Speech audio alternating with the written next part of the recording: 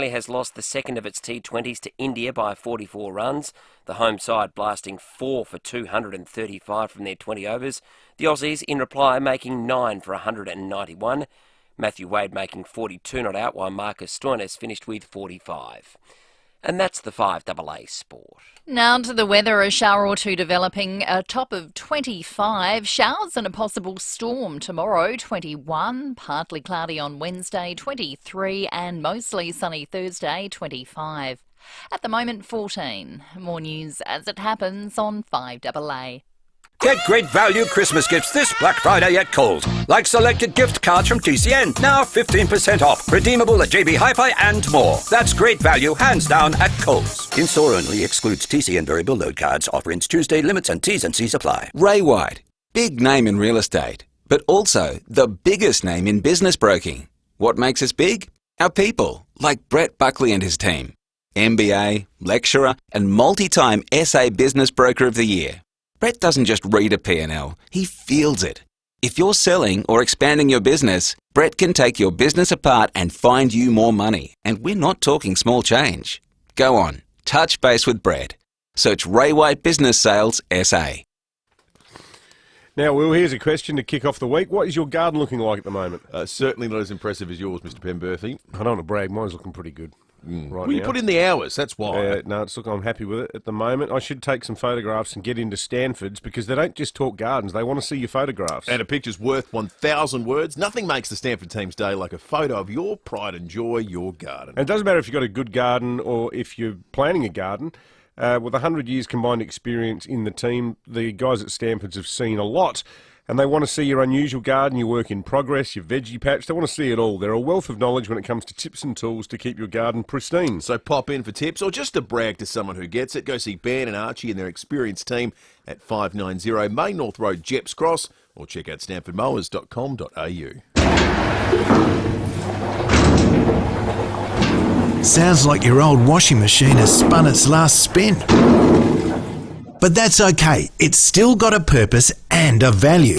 At Knorr Metals, we offer cash for scrap. We'll take your recyclable waste and give it to companies that can transform it into other components. Knorr Metals is open Monday to Friday and Saturday mornings. Cash for scrap? No worries at Knorr Metals, 255 Grand Junction Road, Ottaway. Breakfast on 5AA. David Penberthy and Will Goodings. Jobs, apprenticeships, traineeships and careers. Maxima can help. Learn more today at maxima.com.au. 8 after 6, good morning to you. Welcome to Monday on 5AA Breakfast.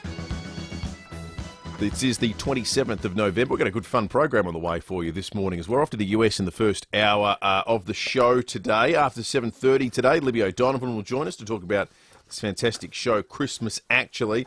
Arman is going to join us from the Zara Foundation after what was an all-time horrific week on the domestic violence front in South Australia. The Movie Bowl is coming out, and also we're going to have a guest appearance after 8:30 from Adelaide's newest restaurateur, Nick Xenophon. This is going to be unbelievable. David Penberthy, good morning to you. Good morning, folks. Good morning, Will. The lamb shoulder is cooking. I think it's been cooking overnight. We're going to have some sort of slow-braised lamb for breakfast, courtesy of the former Balance of Power Senator Nick Xenophon. The man who could have been Premier now has decided to become a restaurateur. He's going to be here with his chef as well. And, I've been promised good things on the culinary front by Nick. This is going to be a lot of fun. So what's he bringing in, a spit or something or other? Oh, mate, this is Nick Xenophon we're talking about. Yeah, I'm ready for anything. He might be bringing a whole flock of sheep. Who knows? But, it's going to be good. It's going to be good. And, the restaurant, I think, opens on Thursday down in the East End. We still haven't revealed the name. It's a lovely name. They've turned it around quick, Thursday, or at least he's kept the lid on it well, only revealing it late. Yeah. Perhaps that's the more accurate way. Well, he's had a few plugged-in people around town helping him on it, or rather working with him on it. It's been a work in progress for a while, because I didn't realise until we did it as Breaking at 8 the other morning, a few people text me going, this is filling out more details. So clearly people around town have been working with him on it. But he just sort of vanished after last year's federal election. Last we spoke to him, I reckon he was helping out that Ugg boot guy. And to be honest, even that wasn't the sort of full-blooded Xenophon experience that has been in the past. He came to it late. Yeah, that wasn't was quite as showy as that was like that thing in basketball where the buzzer goes and they're down the wrong end and they just throw the ball. Yeah, it was. That's right. What's it called? Yeah, well, it was like Hail Mary. Hail Mary. Yeah. Hail Mary's more of an NFL football term. Oh, okay, yeah, right. But it fits. It fits all the same. Yeah. I got my sports wrong. But nice to come in this morning in the car and get a park straight away. None of the dramas of Friday being repeated. But how good were the V8s? A few people were wondering, how did you go getting your car away from its illegal spot in front of an ice cream stand? There were so many people walking towards me, and I think that's because I'd actually parked on what was pretty much a footpath. It was hard to get out? It was slow, because, there were so many pedestrians. Yeah. Hence security's enthusiasm during our show for me to move the bleeping car, to quote some of the messages back to them. But, no, it was a fun morning. Was the ice cream van trading when you got back? Yeah, everyone was trading. I said, yeah, sorry, I just moved the car. But, no, it was, I thought the best comment of many taking the you-know-what out of me on... You're right, we're in here. Stop, David, stop. So it's 5 minutes before the show and David's rolled up and somehow he's on the Adelaide 500. Which I thought was cruel but fair. But, who was at the Robbie Williams concert last night? Or conversely, who, like us, listened to it in their backyard? You wouldn't usually hear CBD concerts from your place, would you? You can if the wind's blowing the right way, which it was last night. It was funny because some songs you could hear. I reckon our listeners in the eastern suburbs, they would have definitely heard it. Like you couldn't not hear it. I mean, there are 50,000 people there. The crowd, you could hear the... But we could make out for most of the night, apart from a couple of times when the gully winds picked up and were totally blowing the wrong way, like came around towards blowing sort of southeast of our place. But most of the night, you could almost hear his on-stage banter from Wayville. You're kidding. That's extraordinary. Sounded good. Well, I wonder who our furthest away listener that could hear Robbie Williams is. Yeah. How far did his voice travel last night? 8223 000. You can text us in the Dutton's text line. So Wayville to the city, which isn't far, not particularly far. It's about probably 3 k's from where he was. Still not bad. It's not like a Memorial Drive concert where on the banks of the Torrens, is it? No, exactly. Did you ever sit outside a concert as a kid? Well, no. Anytime there was a concert at Footy Park, we lived outside of it. Oh, that's true. So he had the Rolling Stones. You could hear every time. I think Michael Jackson might have played there. Yeah, right. When I was a kid, but you could hear all of it all the time. Did Michael Jackson play Footy Park? Was it Michael Jackson? Maybe it wasn't. Rolling Stones definitely. I remember when they played there. Yeah, that was good. That tour. Yeah, no. The thing that was really nice, I thought, was his cover of "You're the Voice." Well, he's been doing that on the whole tour. Yeah. He's the consummate showman. Yeah, absolutely. Something for everyone with Robbie. And I reckon probably in terms of value, the cheapest concert ticket available in South Australia all year, because all you had to do was buy a one-day general admission entry ticket and you were in for the show. So there would have been a lot of people who actually did that. No interest in the race, just wanted to get along and see the show instead. Glenn in Hawthorn's called in. Morning to you, Glenn. Yeah, good morning, mate. Could hear the concert quite loud here last night. In Hawthorn, mate? Yeah, mate. That's a fair old distance away from the Oval. It certainly is, but certainly could hear it, that's for sure.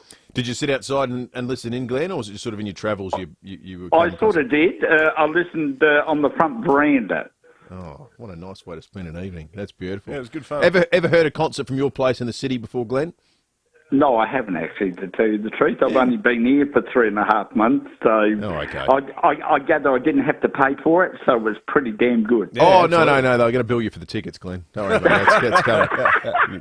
No, only joking. Good on you, Glenn. Thank you. 8223 000. You can text us on the Dutton's text line right throughout the morning, indeed, on any subject you like, 0448 08 1395, with a huge range of vehicles available in the Hills and Murray Bridge. Dutton's can deliver right now.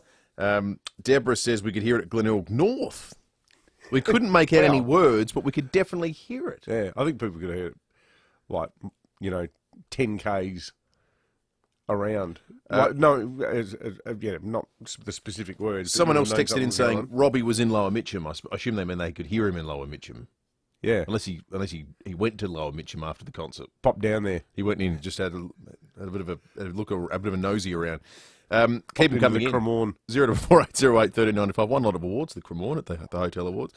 You can call us as well on 8223 0000. We'll get into the news headlines next. The Renault Black Friday event is on from the 13th to the 27th of November. Get your driveway looking its best for summer and drive away in an eye-catching Renault SUV. Visit your Renault dealer to book a test drive today. Renault. 5AA's Tech Talk with your host, Adelaide Tech Guy Richard Pascoe. Thanks to Harvey Norman Computers.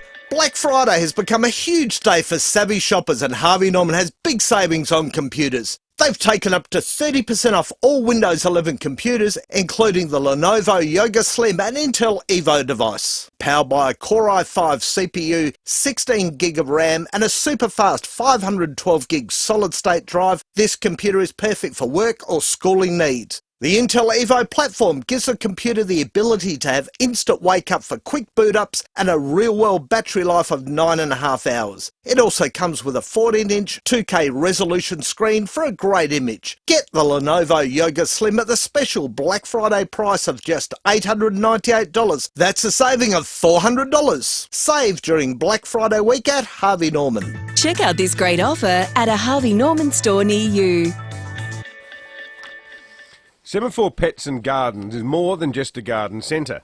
It's your one-stop shop for everything pets, plants, pots and Christmas presents. Nadine, Steve and their team are your local native plant experts supporting South Australian growers and businesses. So come in for expert advice and to check out the huge range of Christmas bundles and gifts, perfect for gardening lovers and furry friends. And look, maybe even bring your pup pal along, because if they need a harness, they'll be given a little treat while they get one fitted. If you're more of a cat person, check out their range of scratching posts, guaranteed to keep their claws content. For more than just a garden centre, visit the award-winning Semaphore Pets and Garden at 119 Semaphore Road, Semaphore.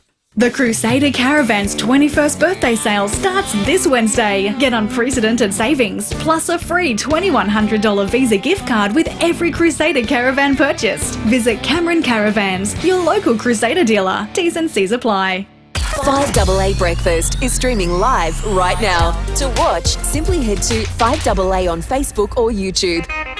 Breakfast on 5AA. David Penberthy and Will Goodings. If you're living with a disability, injury or health condition and looking for work, visit maxima.com.au. 18 minutes after 6, news headlines on this Monday morning. More than 260,000 people have walked through the gates of the FIVEAA Adelaide 500 over the past 4 days, around 10,000 more than last year. Now, that's significant. Last year was the year it was brought back, so there's a lot of pent-up emotion and people wanting to, vote with their feet, so to speak, and say this is an event we want to stay. So to outdo that is extraordinary. It boosted the economy by around $50 million, according to the state government's projections. How they could have ever said that this thing did not make economic sense is a joke, isn't it? Well, the idea that was the most fallacious argument. Oh, no, it's just maybe moving it as well has helped. Because having it on a 43-degree day in February, nobody wants to do that. No, last race of the year too. Yeah, that's right. It makes it significant on the calendar. Remember the stupid argument they made wasn't that it makes no money, it's just that it's making less money? Yeah. Well, it's dropping away. When you think about how many arts projects around town are completely subsidised by the taxpayer as well. Australian gas exports will likely remain strong until at least 2050, according to a new report. The research commissioned by the gas industry forecasts strong demand in the Asia-Pacific region as developing countries continue to grow. It's also found domestic sectors like chemical manufacturing will be difficult to shift to renewables. Are we still going to be allowed to buy it, though, in Australia? We might end up like being coal, where it's, Well, that's the whole environmental argument outrage, Santos, isn't it? Shut Santos down. Yeah, environmental outrage to use it here, but by all means sell it to someone else to do. Have the people who've been advocating that got a power bill lately?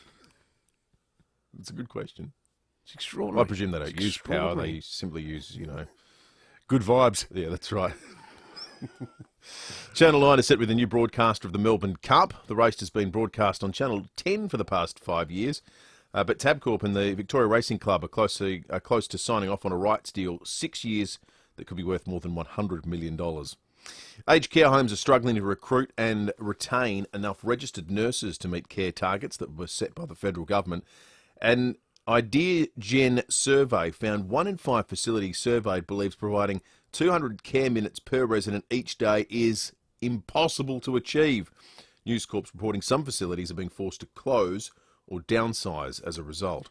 200 care minutes per day. So a registered nurse. So 3 hours. Yeah. A bit over 3 hours.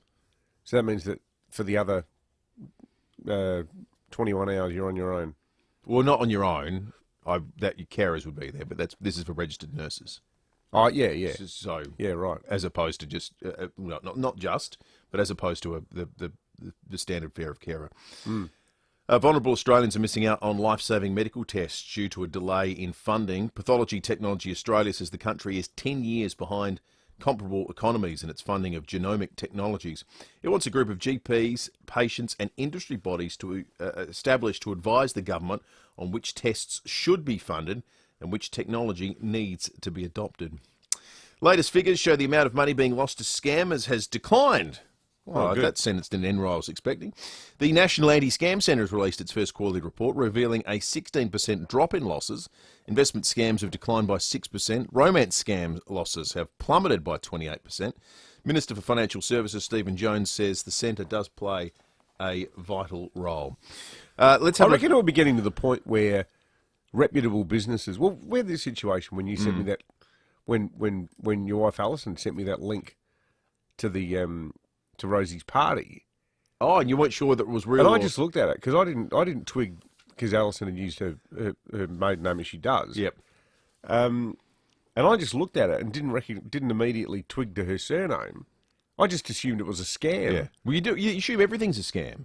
Yeah. Don't you really? It's almost the default position is, I've got a call, it's from a number I don't recognise, probably a scam. Yeah.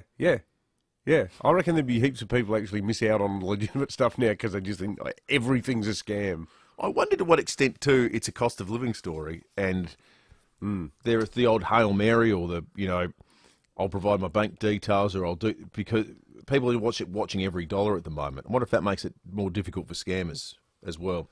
Maybe. Going to be wet couple of days in Adelaide. Let's have a look at the forecast. Top of 25 today, shower or two developing and up to 8 mils potentially. Then tomorrow...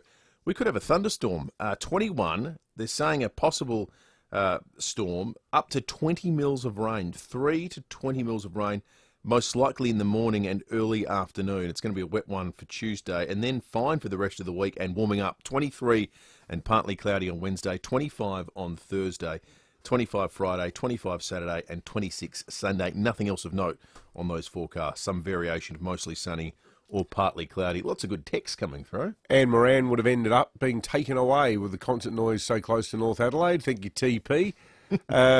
One here, Kelly from Clapham says, we could hear it here. Not the words, but definitely the music. So that's down south in Clapham. And Angela says, how's this? I could hear the concert from Crafers West. Wow. To top it off, the Jets flew directly over our house 8 times. Did Mally organise that for all the people that couldn't afford to attend the event, or was this just his version of wetting the baby's head? I reckon maybe the latter. That'd be good, wouldn't it? Oh, Look, yeah. I've just had a boy, we're having a celebration. Could you do about 8 laps? Yeah. And get Robbie Williams to play. And Lynn says Robbie Williams was the ultimate entertainer, huge crowd, talked about his use of drugs and alcohol to deal with mental health and why it's not worth it. Raw and touching, he's just the best. He's got that song called Me and My Monkey, which he wrote about his drug use. It's a terrific song. It's one of his lesser known ones. But it tells the story of him and this monkey going to Vegas together and going to all these parties. And his life is, every time he wakes up, he just thinks, what in the hell's the monkey been up to? It's just done all sorts of stuff. And the story was about, he doesn't have a monkey, but that's the him on drugs. Yeah, right. Or that's the him drunk. Where you just take it to a place and go, oh, the monkey's going to go berserk here. And people would start refusing the monkey service and stuff. It's actually a very funny song. But he wrote it about his drug use. Yeah. Come Undone's a pretty good account of an interesting night out, isn't it? Absolutely. Good karaoke song. Absolutely. I think I've seen Tom Wren do it. He does everything, Tom. Yeah. Tommy, when it comes to karaoke scene. Just an absolute versatile performer. Here he is now doing sport. There's plenty of stock ready for immediate delivery on Mitsubishi Triton from Agostino, Mitsubishi, Nailsworth and Elizabeth. Morning to you, Rennie. Morning, Will. Morning, David. Yeah, he actually did that one. I went last night. He did Come Undone. Such a good song, isn't Such it? a good song. And he is, the text messages have been flooding through. He's an incredible performer. He's definitely one of the winners, I think, as we start the winners and losers segment. You have to give it to Brodie Kostecki as well. I mean, it was over the championship before the end of the first term, pretty much, when Shane Van Gisbergen crashed out. And we'll give also a winner to Matt Payne. He won yesterday, just a 21-year-old. So I thought the whole weekend was really good. Attendances were up. The weather held off yesterday. It was good.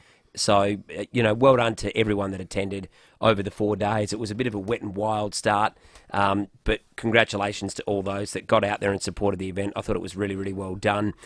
The other winners from over the weekend, Minwoo Lee, he won the Australian PGA Championship, a great result for him. He was outstanding, the 25-year-old.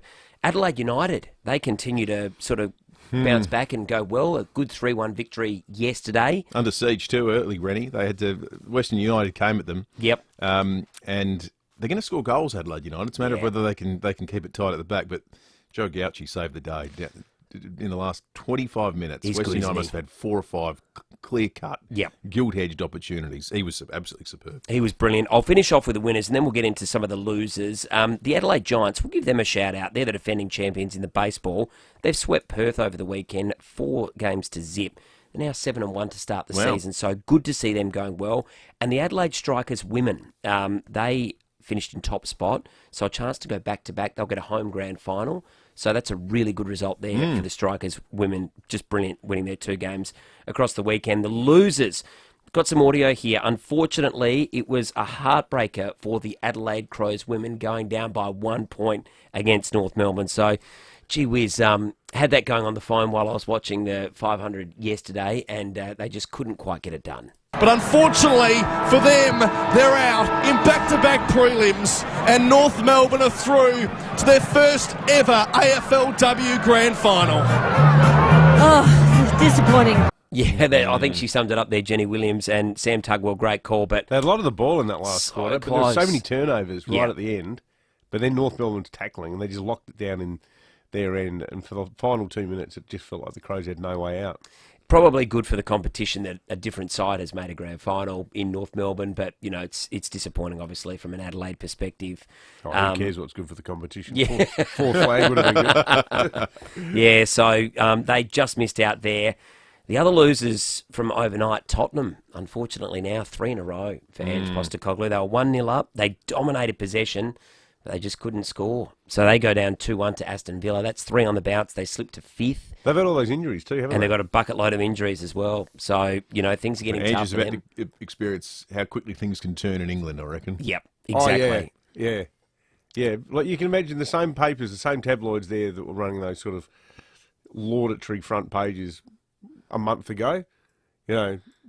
What's this geezer know about football? What's he doing here? Hopeless Aussie, out of his depth. Yeah, it could change fast. Yeah, it could change very fast. The Davis Cup, unfortunately, the Australian men have done so well over the course of the last couple of weeks, but they have gone down to Italy only in the last sort of half an hour, 40 minutes or so.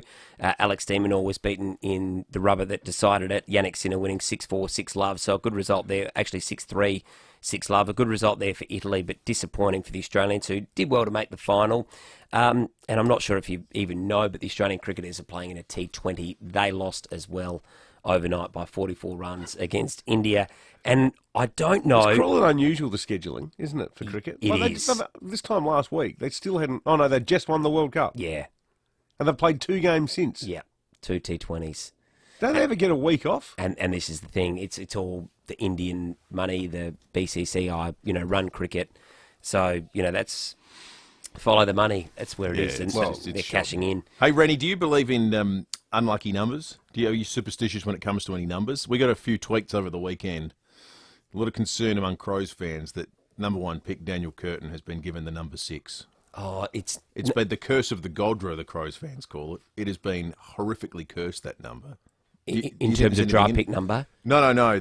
Tony Modra's number 6, the jumper number. They announced the jumper numbers over the weekend. Yeah, there haven't been too many. Since Modra, James Byrne, Ben Nelson, Fergus Watts, famously, a first-round pick that didn't pan out, Jonathan Griffin, Jack Gunston, decent pick, good player, went home.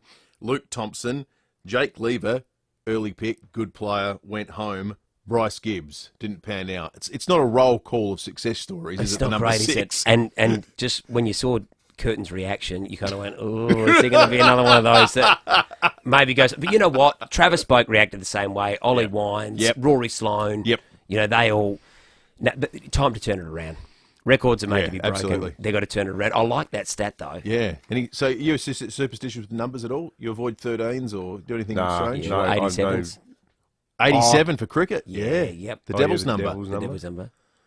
I'm not superstitious. One of I'm our a bit weird about numbers in my own brain. Oh, you hate even numbers, don't you? Hate even numbers, yeah. Always got to add up to an uneven number. So if I eat scorched almonds, I have to have 3 or 5 scorched almonds. Yeah. But if I have 5, I have to have 2 more, because that still adds up to 7. One of our listeners have any numbers they like to avoid? Odd, evil, strange numbers or unlucky numbers? Let us know if you do. 8223 Text us on the Duttons text line. Thank you, Rennie. On your time. Plenty of stock ready for immediate delivery on Mitsubishi Triton from Agostina, Mitsubishi Nailsworth and Elizabeth. This is Adelaide's 5AA. A shower or two developing, a high of 25. With the 6:30 news, I'm Kendall Brettig. Keep your body in shape with Physio Extra clinical Pilates and group exercise classes. PhysioExtra.com. Robbie Williams entertained tens of thousands of race fans last night with his after-race concert at the FIVEAA Adelaide 500.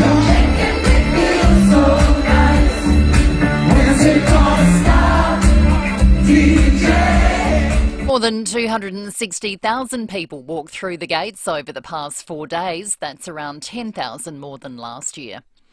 There's hope more hostages in the Middle East will be released during the current ceasefire. Today, a further 17 have been freed by Hamas and 39 by Israel. Today is day 3 of the 4-day truce, with world leaders hopeful more innocent people will be set free. US President Joe Biden says so much has already happened over the past few days. Dozens of families have been reunited. We've moved approximately 200 aid trucks into Gaza each day, loaded with food, water, medicine, fuel, and cooking gas. More is needed, but this deal is delivering life-saving results. Critically needed aid is going in, and hostages are coming out. A workshop of a business was destroyed by fire at Beverley overnight. Fire crews were called to the blaze on Wodonga Street just after 6:30, but were able to contain the blaze in 45 minutes and stop it spreading to neighbouring businesses. Fire Corps investigators will head back to the scene today to determine how the fire started.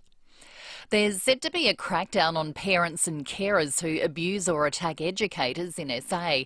The state government will propose tougher laws for schools to allow them to put longer bans and barring orders on anyone who abuses teachers or principals. And for the first time, it'll also apply to people who threaten educators online. The new laws will be unveiled today. The first National Anti-Scam Centre report shows scam losses are down 16% in the first 4 months of operation. The centre was established in July to lead a coordinated government and industry partnership to combat scammers. Minister for Financial Services Stephen Jones says it's a promising start. We've seen a reduction, modest, but a significant reduction of 16% in losses compared to the previous quarter. Now, too early to pop the champagne corks, but it definitely looks like what we're doing is working. New research shows demand for Australian gas will likely remain strong over the coming decades. The report commissioned by the gas industry shows domestic requirements are shrinking in coming years as the economy shifts to renewables. But sectors like manufacturing will likely rely on the fuel for much longer. Australian Energy Producers Chief Executive Samantha McCulloch says demand for gas exports could also remain high for decades. We're sitting in a region with the fastest growing energy demand in the world. It's a region that's heavily reliant on coal today. And what we're seeing is natural gas is playing such a crucial role in helping these economies not only shift away from coal, but also supporting energy security and emissions reductions. More than 80 people have been arrested in the port of Newcastle after climate protests continued past the approved time. Rising Tide activists had permission to occupy the harbour channel for 30 hours as part of the demonstration, but police say dozens remained in the water after that, despite appropriate warnings. And former England football manager Terry Venables has died at the age of 80. He managed some of the world's biggest clubs, including Tottenham and Barcelona, and the Socceroos in 1997. Now turning to 5AA Sport. There's plenty of stock ready for immediate delivery on Mitsubishi Triton from Agostino Mitsubishi, Nailsworth and Elizabeth. Here's Tom Wren. Thank you, Kendall. Italy has won the Davis Cup for the first time since 1976, defeating Australia 2-0. Italy are the Davis Cup champions 2023, and now the party can begin. Yeah, Yannick Sinner defeating Alex de Minaur to wrap it up 6-3, 6-love. Earlier, Alexei Popyrin was beaten by Matteo Arnaldi in 3 sets. Well, Matt Payne has wrapped up the Supercars season with a win around the streets of Adelaide while Brodie Kostecki was crowned champion. It was a weekend to forget for Shane van Gisbergen, who will now depart for the NASCAR Series in the United States. To football, Adelaide's season is over following a shattering 1-point loss against North Melbourne in yesterday's preliminary final. The Crows trailed at every change and just couldn't quite get the result. To golf, Minwoo Lee has secured his first ever Australian PGA Championship. That's after taking out the event by 3 shots yesterday. The 25-year-old finishing ahead of Japan's Rikio Hoshino, while Mark Leishman was a shot further back in third. Taps in for a win to remember. He's a special talent. Minwoo Lee, for the first time, is the Fortinet Australian PGA champion. Audio there thanks to Fox. Let's go to soccer. Adelaide United's up to third on the A-League table. That's following an impressive 3-1 away win against Western United. Meantime, in overseas action, Manchester United's up to 6th following an impressive 3-0 win on the road against Everton. But Ange Postecoglou's Tottenham has slipped to 5th following a 2-1 loss at home to Aston Villa. And that's the 5AA Sport. To the weather, a shower or two developing in 25 today. Showers and a possible storm tomorrow, 21. Partly cloudy on Wednesday, 23. And mostly sunny Thursday, 25. At the moment, 14. More news as it happens on 5AA.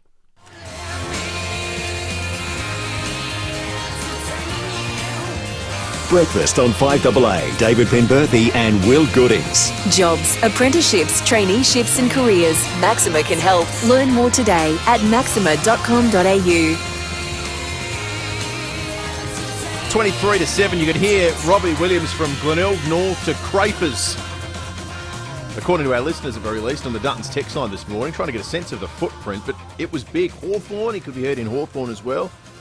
And a few others as well. Keep giving us a sense on the Duttons text line, 0480 1395. We're off to the US this half hour. Police and weather are coming up in just a moment as well. It's coming up to the, obviously, to the Christmas period, which means in the musical world, everyone vies for the very lucrative, what's going to be the Christmas single of the year. Oh, like a new single? Yeah, that's right. Because Mariah Carey just wins every year. I don't think you can just do it all time. We've already played that once. We played it last night while putting up the tree. I love that song. Do you really? I just think it's so insanely stupid. But All I Want for Christmas Is You. I love it. I really do like it a lot. What do you think of this? This is Cher, her entrant into the Christmas song this year. A new single, DJ Play a Christmas Song. Nothing more, nothing less. I got one request. DJ play a Christmas song. I wanna be dancing all night long.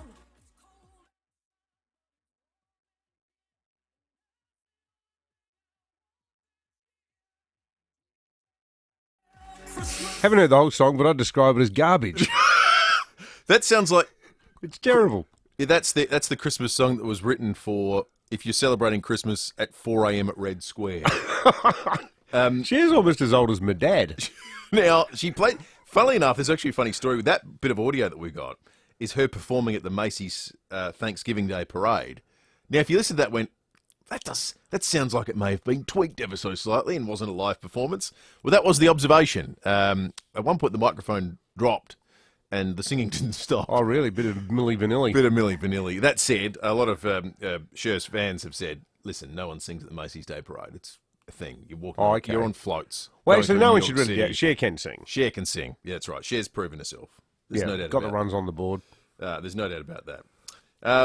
There's the end of a run is coming up this week for one of Australia's best known game shows.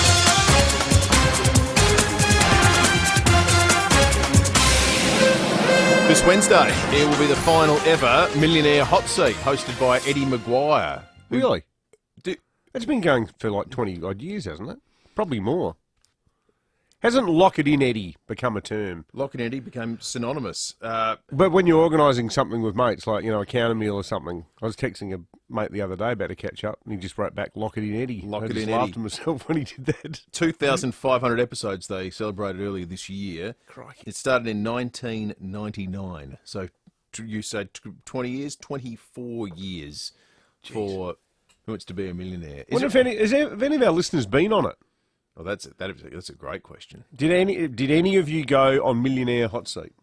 Or the original format, Who Wants to Be a Millionaire? 8223 text on the Duttons text line. I like the point you make too about the catchphrase. Lock it in Eddie. How often do you say that? What would that be Australia's most popular catchphrase, or is there a catchphrase? Oh well, it's pretty widely used. Lock it in, Eddie. What are some other classic Australian catchphrases? You're terrible, Muriel. 8223 Get your hand off it, Daryl. The Castle's given us a lot. Tell them their dreaming's pretty popular. We got a $100 unique homestyle voucher. Tell us what's a catchphrase you constantly use? Maybe it is Lock It In, Eddie. For someone that nominates a catchphrase that they will use on a regular basis.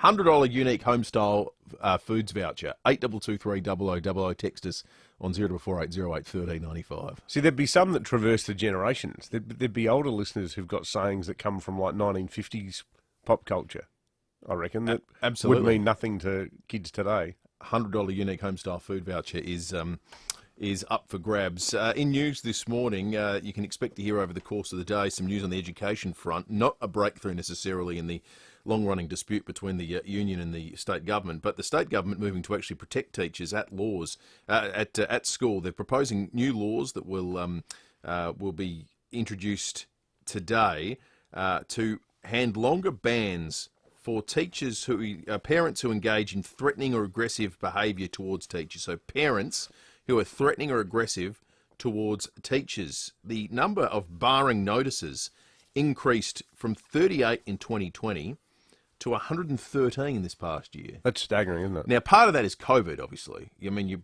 unfortunately and sadly, if you're not going to school, you're probably less likely to abuse the teacher. Well, conversely, what COVID meant more than anything was that parents could have no contact with teachers anyway. Exactly.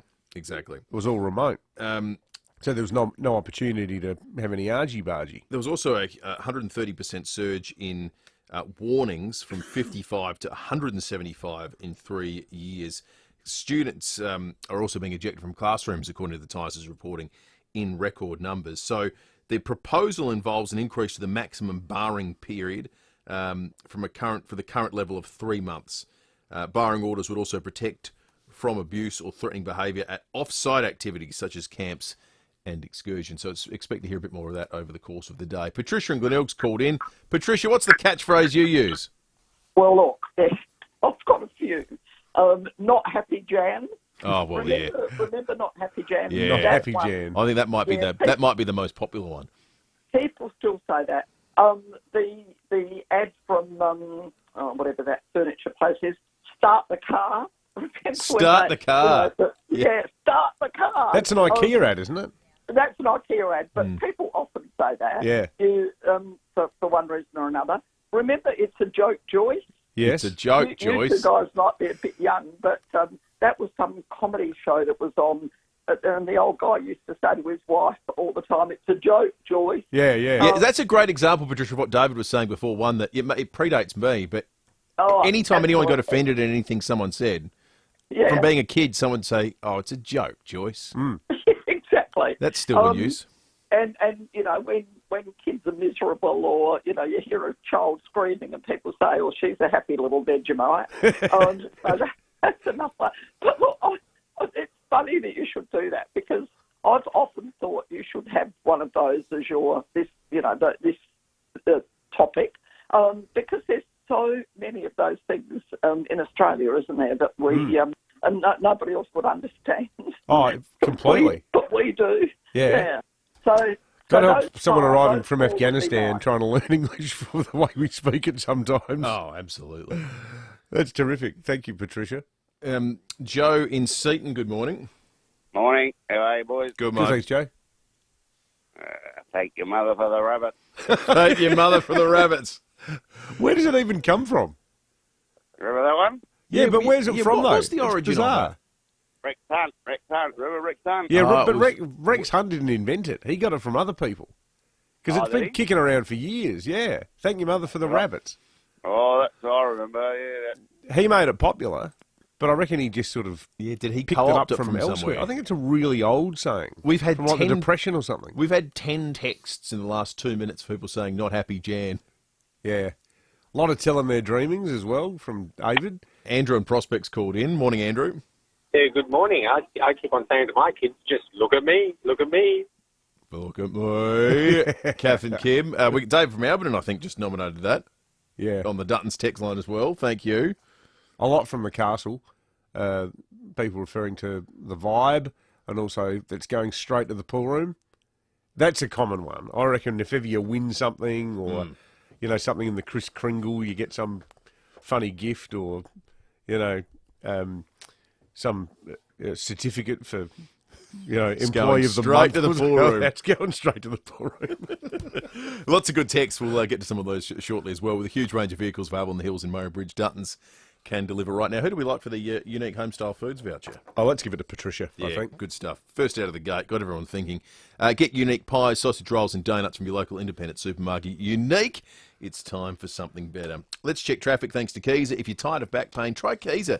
KIESER.com.au. Thanks, Will, and good morning, David. Roads are working really well today. No hassles on a Monday. Always nice. The freeway looking the goods from Aldgate all the way through to Glen Osmond. Southern Expressway accident and breakdown free. Do have a damaged barrier still getting sorted out at Medindi at the moment. Main North Road near Nottage Terrace, so that's slow. Adelaide 500 has wrapped up for another year, but still some delays and detours around the east end of the city. Avoid that on the drive-in, and got a Camera Grant Road at Ranella.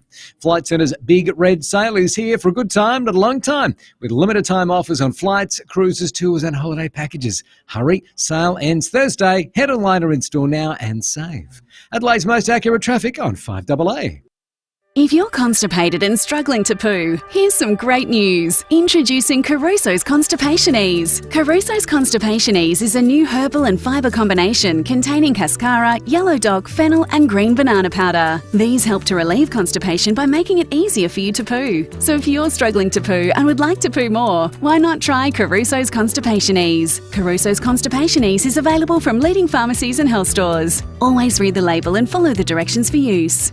I'm Kathy Nagel, the Chief Executive of Western Hospital Henley Beach. We all hear that access to general practitioners is increasingly difficult. Healthcare costs are escalating and many question the value for money when accessing GPs. Western GP Clinic are proud to boast a level of care and expertise encompassing a holistic approach, whilst providing a value option. To discuss your GP questions, call 1300 934 325. That's 1300 934 325 or visit westernhospitalgp.com.au. Now, the best way to see our beautiful country is through the windscreen of your four-wheel drive, but if you want to get there, you want to be TJM equipped. Their Black Friday special is actually a black and yellow Friday special because it's two promotions in one. Get 15% off TJM protection products like bull bars, side steps and rear bars, plus 15% off all XGS suspension products. Get at least 20% off camping gear, from swags to awnings to shower tents, and 20% off all recovery gear like winches and recovery kits. TJM Christmas essentials like beach towels to travel tumblers to cooler bags are all 20% off. They're the ultimate stocking fillers. If you love 4x4 and camping, well, don't miss TJM's Black and Yellow Friday special. On until Friday, December 1st, chat to TJM's 4x4 experts at TJM in Nailsworth and Clovelly Park. There's naughty or nice, stunning and stylish, or tasty and tasteful. Merry Christmas, folks. I'm Brett Charlesworth, and they're just three of the eye-popping Christmas gifts we make for you at Charlesworth Nuts. They're all overflowing with our amazing nuts and chocolates and made with great pride by our talented South Aussie team. With 100 different gift boxes, packs and hampers, there is literally something for everyone. You simply can't go wrong. 11 family-owned stores or shop online. Why Charlesworth? Because fresh nuts taste better. Breakfast on 5AA. David Penberthy and Will Goodings. If you're living with a disability, injury or health condition and looking for work, visit maxima.com.au.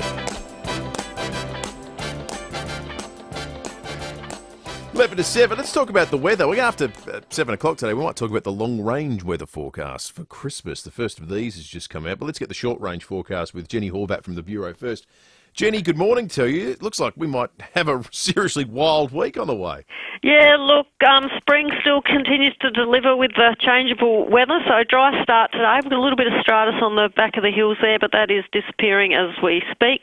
But we've got the chance to see some showers and possibly a thunderstorm developing later in the day. So it's a bit of a surface trough that we've got up to our northeast starting to move down with an upper feature coming through. So we could be looking at a bit of a wet period again as we head into the overnight period. So chance of showers developing probably most likely during the later part of the afternoon and the evening, and couldn't rule out the chance of a thunderstorm. So any outdoor activities, maybe this morning's the way to go with those. We did see our minimum temperature of 13.1. That happened about 10 to 5 this morning. Currently 15.1 at our West Terrace Night Apira observation site. We are aiming for a top temperature of 25 degrees before those showers kick in for the city. 27 for Elizabeth, Glenelg around 25 degrees. Noarlunga 23, Mount Barker looking at around 22. So wet period overnight and a wet start for Tuesday. We are looking at a minimum temperature of 12 degrees with a maximum of 21. Still those showers continuing, but starting to ease up as we head into the later part of the afternoon and should be clear by evening. Could see some rain at times in the morning, so some heavy falls not out of the question, but depending on where everything lines up will depend on where we see those. And there is still the chance to see that thunderstorm around on Tuesday morning. As we head into a Wednesday, things are settling back down. We're more into our southerly airstream, maybe just a chance of some light showers around the hills and southern suburbs on Wednesday. Top temperature of 23 degrees. Should be finding up for Thursday there around 25, and looks like a dry end and weekend coming up. Temperatures around that 25, 26 degree mark. Good on you, Jenny. Thank you for that. Jenny Horvat from the Weather Bureau. Let's flick across to Sapole. Senior Constable Matt Brown joins us. Matt, it's been a suspicious car fire at Shido Park. That's right, guys. About 3:50am today, police and MFS crews were called to Lander Road after reports that a silver Holden Captiva station wagon was on fire. Now, fire crews extinguished the blaze, which caused extensive damage to the vehicle. So anyone who may have witnessed suspicious activity in the Lander Road Shido Park area this morning is asked to call Crime Stoppers on 1800 333 000. Matt, also a high-range drink driver has been caught at Murray Bridge. That's right, Dave. Always disappointing to hear these ones on the roads. Just before 12:30am today, police were patrolling on Swanport Road when they stopped a Mitsubishi Lancer for a breath test. The driver, a 32-year-old Murray Bridge man, allegedly returned a positive reading of .207, which is over 4 times the limit. So he was reported for drink driving and lost his licence on the spot for 12 months. So his car was impounded for 28 days, and he'll be summoned to appear in court at a later date. So some good work by the patrols out there in the bridge. Yeah, absolutely. Good stuff. Thanks for that. Senior Constable Matt Brown from Sapole. What proportion of car fires do you think aren't suspicious? It's pressingly few, isn't well, it? how many cars just catch fire for no good reason? They tend to be suspicious, I haven't driven a car like that for years. Oh, that's one of those regulation car fires. I did have a car for a while that caught fire, and it wasn't. I don't think it was arson. It was a heavily modified 1967 HR Holden that had been jacked up and it had a blower on the bonnet. Yeah. It was a work car. Might not be suspicious, but it's certainly not mysterious. That's right. Let's head to the US. Miley Hogan for 7 News joins us. And what has been some good news out of the weekend with regard to the conflict that's happening in Israel. Miley, good morning to you. Good morning. So we've seen the exchange of now some hostages, including some very, very young children. Yeah, well, today is day 3 of this deal in practice, and today, this morning, just a few hours ago, 17 hostages have been released. Of that, 13 are Israeli, 3 are Thai nationals, and 1 is a person who has Russian citizenship. One particular hostage that is gaining a lot of media attention is the 4-year-old American-Israeli Abigail Adan. She was 3 years old when she was taken captive. She had her birthday while she was held captive in Gaza, and both of her parents were killed on October 7. So she has been released as part of this exchange, and she will be returning to her family today. Of course, it will be a very different reality for her. Her great aunt released a statement saying that today's release proves that it's possible we can get all hostages back home. So they are continuing to push for that. As for the other hostages, the 13 Israeli, they were taken straight across the border to go to hospitals, to have those medical checks, psychological checks, and the 4 foreign nationals, well, they went over through the Rafah crossing into Egypt. We're waiting to see those pictures that some people may have seen on social media or on the news of those reunions. We're waiting to see if we'll see those pictures here as well. Now, this is in exchange for 39 Palestinian prisoners, people that are being held in those Israeli jails. They have also been released just a short time ago. We're learning more about them too. They are all teenagers, the youngest just 14 years old. Now, as we said, this is day 3 of this 4-day deal. There is the option to extend it. Israel says that it will pause the fighting for another day in exchange for another 10 hostages. So talks continuing to see if that can be extended further. But of course, it is just such a fragile negotiation. Certainly is, and there's still, another 200-odd people still being held hostage as well. So this could be a very long and drawn-out process. Thank you for that, Miley. Miley Hogan there for Channel 7 in the US Bureau. Getting a lot of messages about sayings and how old they are and where they come from. Chris on the Facebook Foodland livestream said, thank your mother for the rabbits. Apparently has a long history. First recorded in the UK in 1913. I thought it was just purely Australian. Wow. And Joe from Camden Park says when someone comes up with a basic idea but makes it sound like they've invented rocket fuel, he's an ideas man.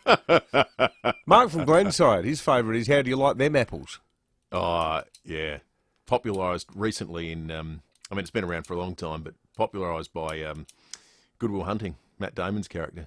Oh, that's right. I got a number. It's my best attempt at a Boston accent.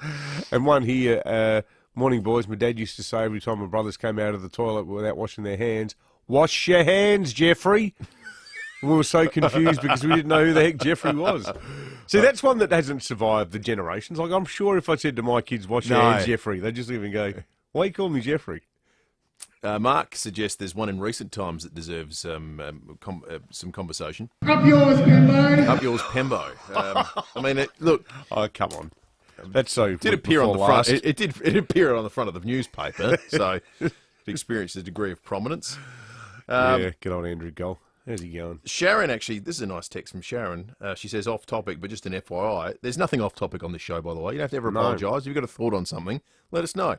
But appreciate it, Sharon. She says, excellent service in the ED at the RA and from SA Ambulance Service. You hear unpleasant stories from time to time. If you are generally unwell, you are, though, looked after. And that is a nice thing about this part of the world, isn't it? It's almost always true, yes, I reckon, when you go to hospital. How often do you come out going, well, that was an absolutely terrible experience? Not very often at all.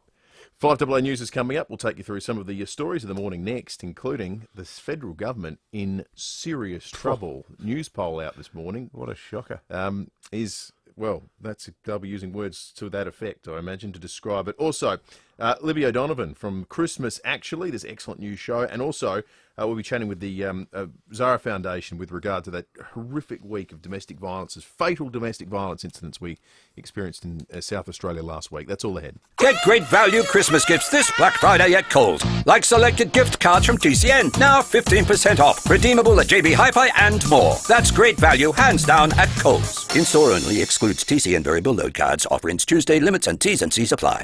5AA Monday's Tech Talk with your host, Adelaide tech guy Richard Pascoe. Thanks to Harvey Norman Computers. Black Friday has become a huge day for savvy shoppers, and Harvey Norman has big savings on computers. They've taken up to 30% off all Windows 11 computers, including the Acer Aspire 3. With a huge 15.6-inch full high-definition screen and 13th Gen Intel Core i3 processor, the Acer Aspire 3 is built for work and play. Whether you need a reliable and affordable laptop for the kids or something to keep you connected, organised and entertained, the Acer Aspire 3 offers the best value for money. The computer also includes 16 gig of RAM and a 512 gig solid-state drive. Get the Acer Aspire 3 at the special Black Friday price of just $597. That's a saving of $400. Save during Black Friday week at Harvey Norman. Check out this great offer at a Harvey Norman store near you. Reimagine your home, elevate your life at 88 O'Connell Luxury Apartments. There's 2-bedroom, 2-bathroom apartments now selling from $1.2 million. 88 O'Connell is redefining residential luxury with amenities never seen before in Adelaide. From a New York-inspired sky deck, Mercato fresh produce market, wine bar, integrated wellness studios, sauna, pools and allied healthcare. To learn more, visit our display suite or inquire at 88o'connell.com. Business notifications out of hand? Thrive Command Centre keeps your customer emails, texts and social messages all in one place, so you never miss a message. Get it free today at thrive.com.au. T's and C's apply. Free plans have limited functionality. The Crusader Caravan's 21st birthday sale starts this Wednesday. Get unprecedented savings, plus a free $2,100 Visa gift card with every Crusader Caravan purchased. Visit Cameron Caravans, your local Crusader dealer. T's and C's apply. 5AA Breakfast is streaming live right now. To watch, simply head to 5AA on Facebook or YouTube. Online, on DAB Digital Radio, and on 1395 AM. Talking Adelaide. This is Adelaide's 5AA. A shower or two developing, a high of 25. With the 7 o'clock news, I'm Kendall Brettig. Physio Extra for Locomat robotic technology treating stroke, cerebral palsy, brain and spinal cord injuries. Visit physioextra.com. More than 260,000 people have walked through the gates of the FIVEAA Adelaide 500 over the past 4 days. That's around 10,000 more than last year when the 500 was first brought back to the city's streets, boosting the economy by around $50 million. Singer Robbie Williams won over racing fans with his after-race concert. I sit where does an angel contemplate my fate? Whoa! A third group of hostages and prisoners has been exchanged by Israel and Hamas. 13 Israelis, 3 Thai nationals and 1 Russian hostage have been handed over to the Red Cross, while 39 Palestinian prisoners have been released by Israel.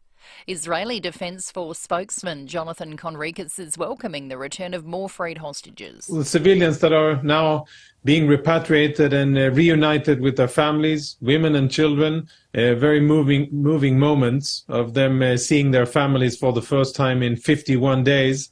Law enforcement agencies will receive extra funding to monitor more than 100 asylum seekers released from immigration detention. Zach De Silva reports. More than $250 million will be given to the Australian Border Force and Federal Police to monitor a group of asylum seekers now living in the community. Among them are violent criminals, including murderers and rapists, set free after the High Court ruled indefinite detention is unlawful. The cohort is on strict visa conditions, including curfews and wearing ankle monitors. Law enforcement agencies will use the extra funding to make sure those rules are being followed and to prosecute anyone who breaches them.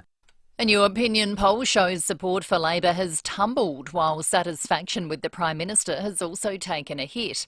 News poll reveals the government's primary vote has dropped to a paltry 31%, while the opposition's on 38%. Labor's facing backlash over the cost of living, and national security is also becoming a problem. Independent Senator Jackie Lambie says the government's taken its eye off the ball. It is a balancing act. I just don't think he's balancing well, and I would suggest that he plan his next year, especially going into election the year after, that there is a lot more to do in this country. We had 9 years of stagnation here with the Liberal National Party. You know, I don't have a problem in having a shot at them.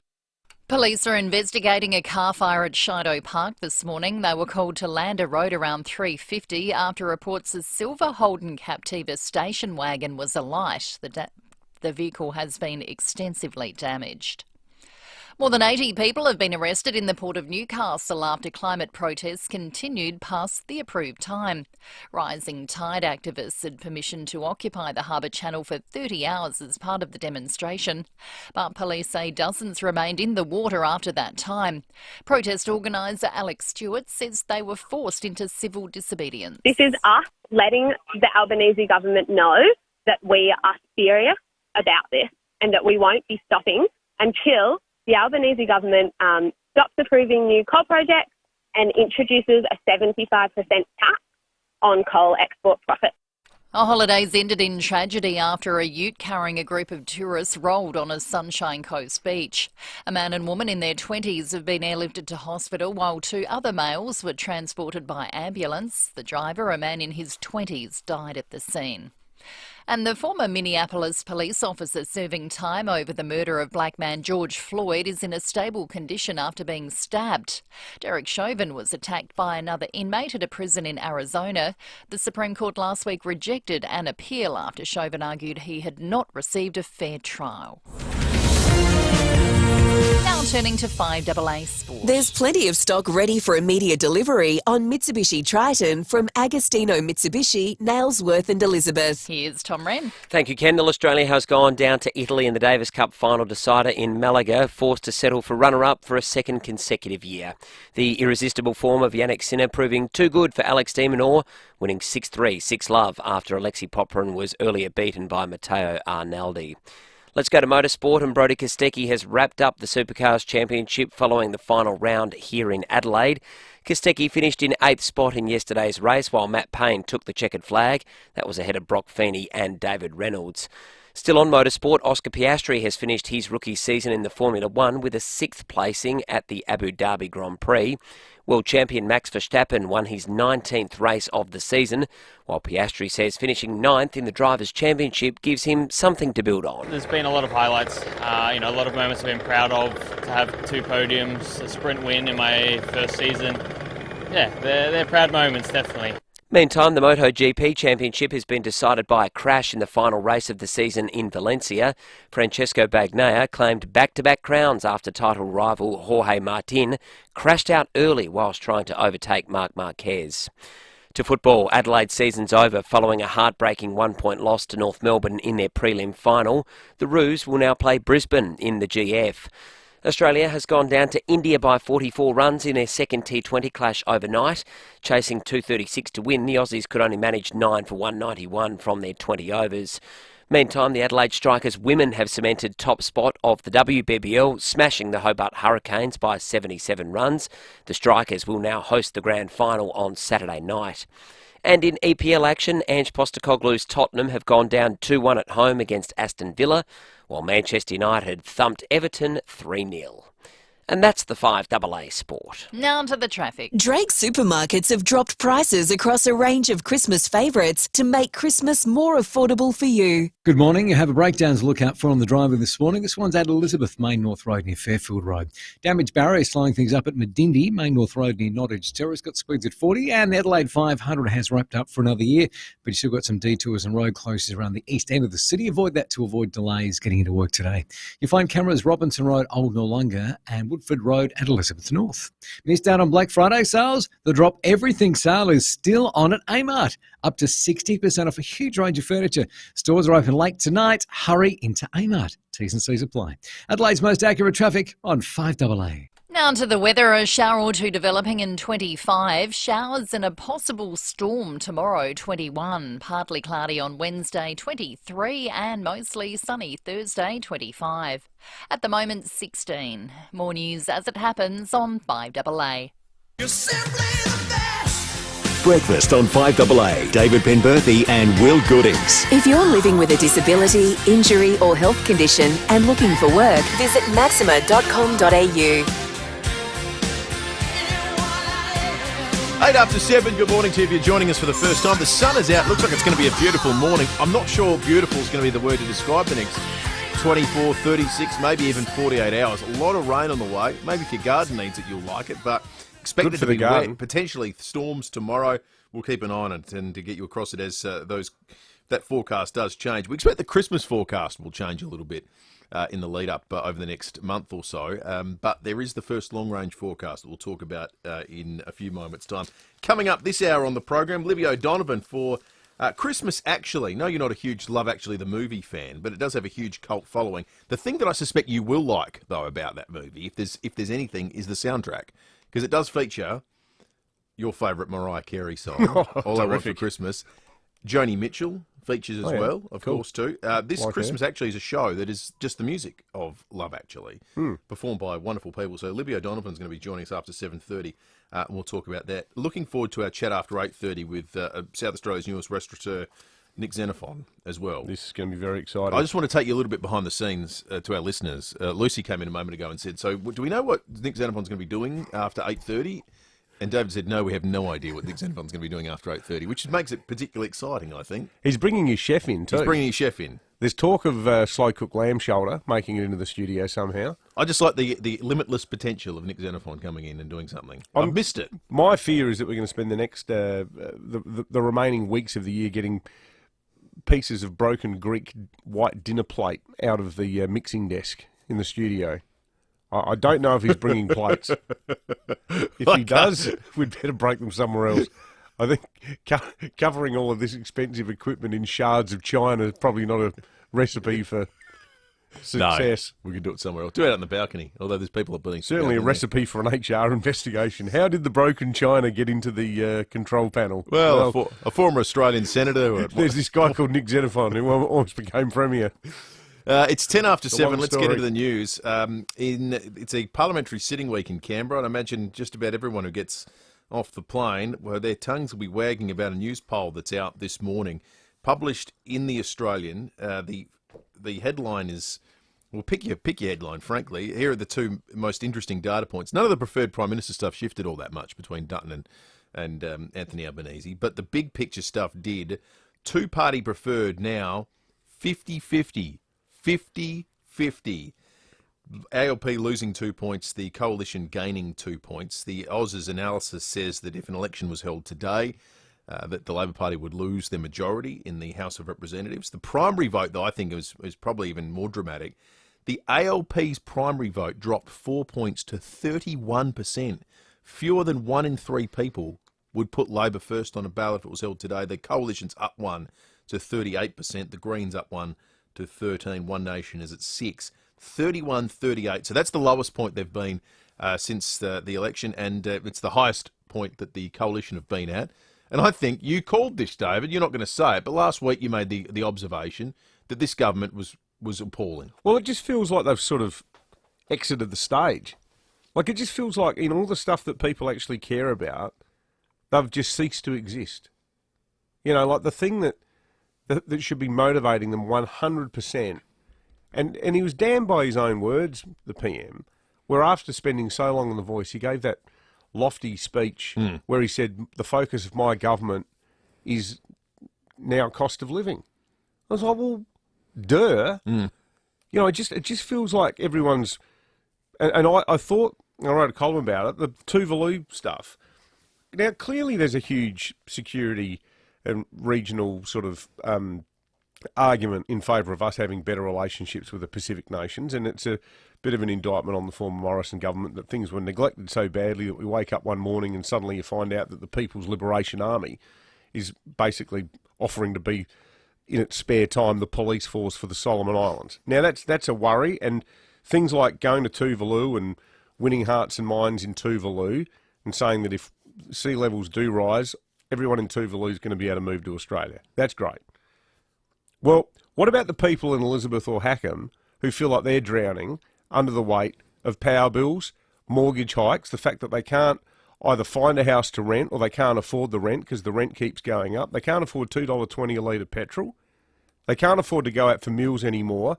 And perversely, if they do go out for meals or dare get a haircut or really, you know, having a real extravagant wow of a time by getting a filling, they get a free lecture from the Reserve Bank for driving up inflation. Where is the government on any of this stuff? I mean, the cost of energy. The cost of energy in this country. It was an election promise to bring down. Which they demonstrably did not do. What was it going to be, $270? And, you know, anytime anyone complains about their power bill, you get a narrowcast inner-city response from that hopeless Chris Bowen bloke going, oh, well, we've got an exciting renewables future. I thought, well, the renewables future might be exciting, but what about the less exciting AGL bill present, where I'm now looking at like $1,000 or $1,200 a month for power? A gas used to be something you didn't even notice your gas bill. Do you think there's like, enough time left in this term for them to change for a course correction, or is the I damage don't know if done? there is. I just think that. Well, actually, maybe the bigger question is: do you think there's actually the desire to change course? Because the problem is, it feels like a very honest reflection of what the federal government's priorities are. The things that excite them are travelling to a Pacific Island forum to talk about renewable energy targets, to advocate for the voice referendum, to do these other sorts of. That seems to be that's what gets the Prime Minister especially out of bed in the morning. You want the best contrast? You want the best compare and contrast?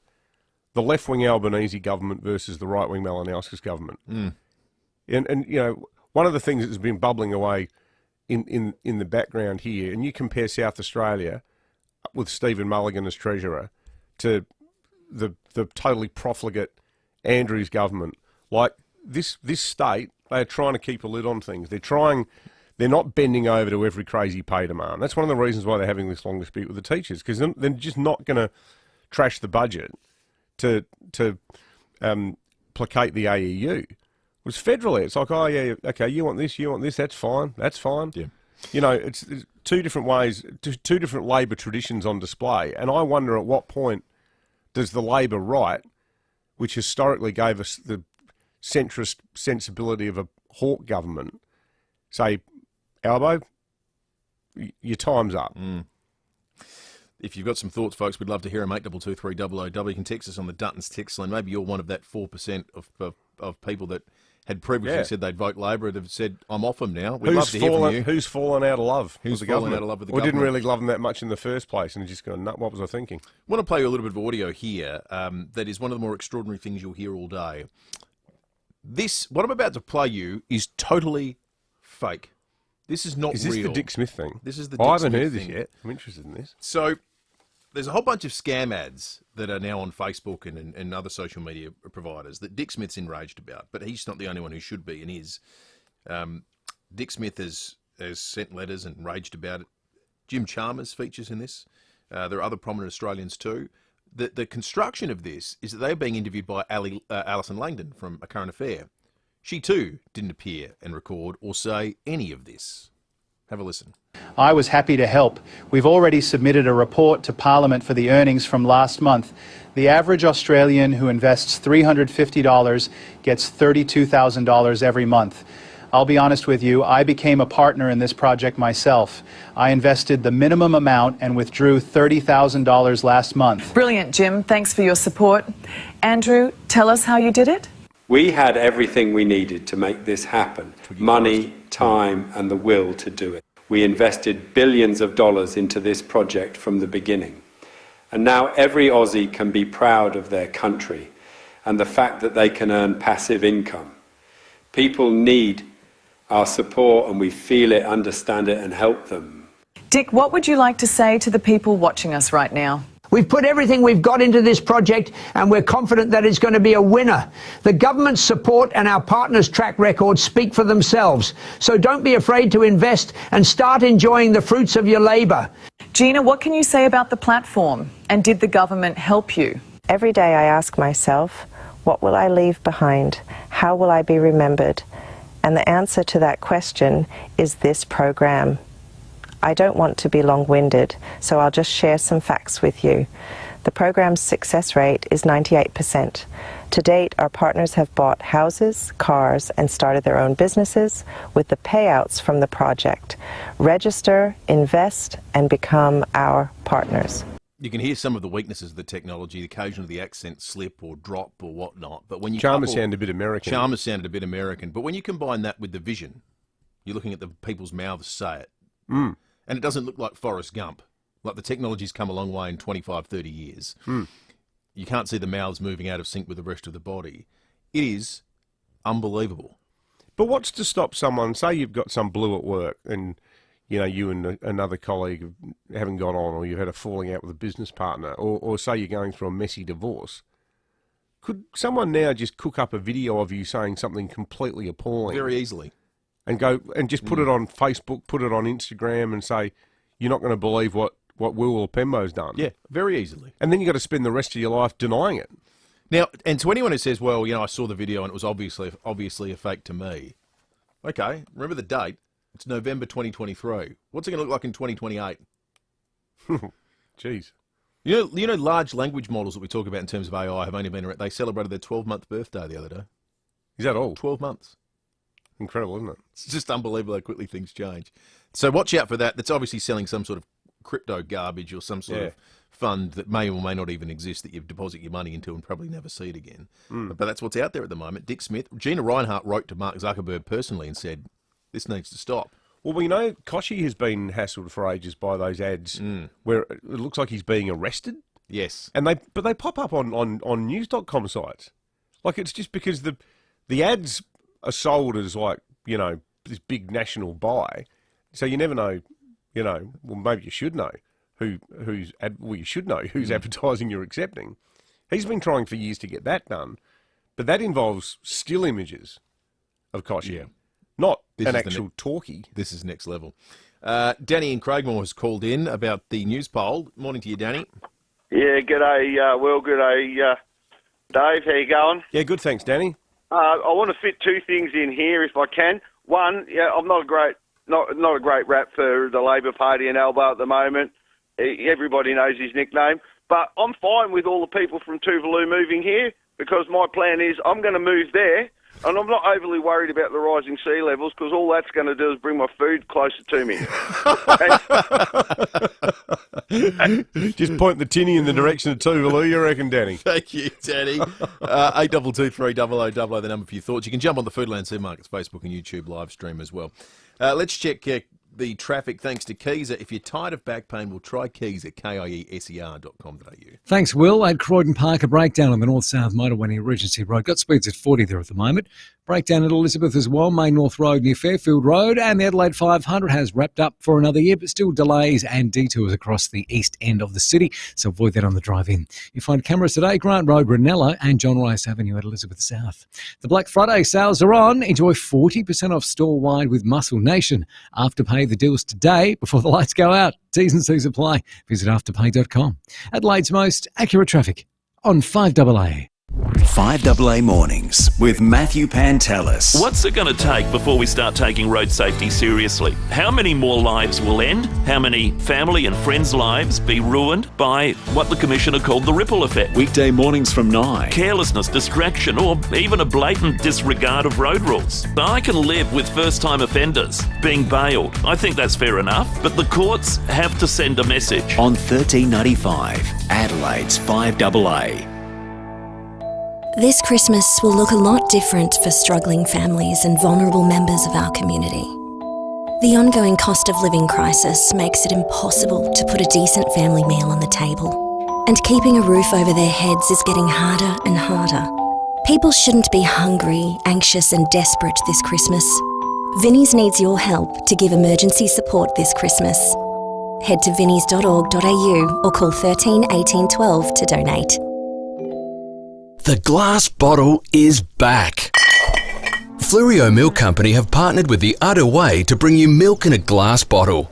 Look for milk refill stations in your supermarket, purchase your own glass bottle, fill it, take it home, drink it and bring it back to use again. No plastic, no waste. Just fresh Fleurieu milk in a glass bottle. It's like the good old days, but better.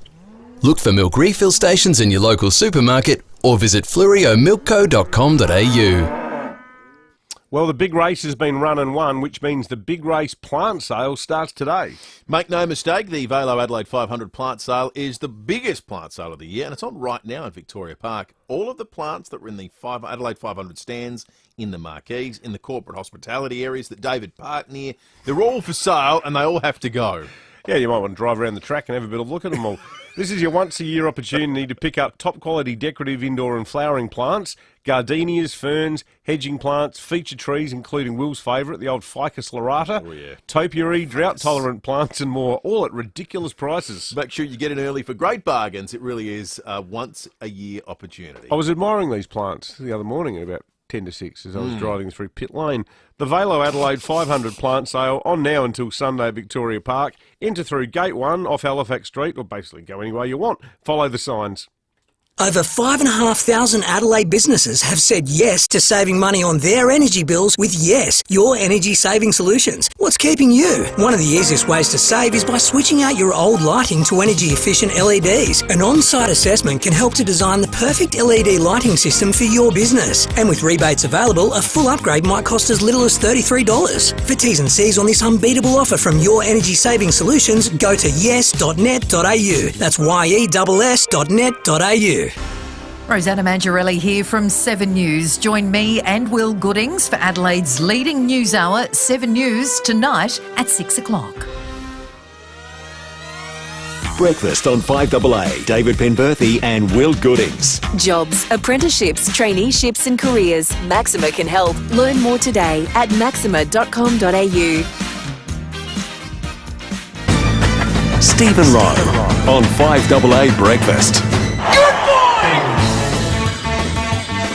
$70 schnitty, Monday to Wednesday at the Birkenhead Tavern, Excelsior and Lighthouse Wharf. You just know it's a Barreau Hotel. Stephen Rowe, good morning to you. Oh, Pemmo, Will, good morning. The FIVEAA 500 again. What a winner. Matty Payne, he's going to be great, this kid. Won race 2 yesterday. Well done to Brodie Kostecki, won the championship with Team Erebus.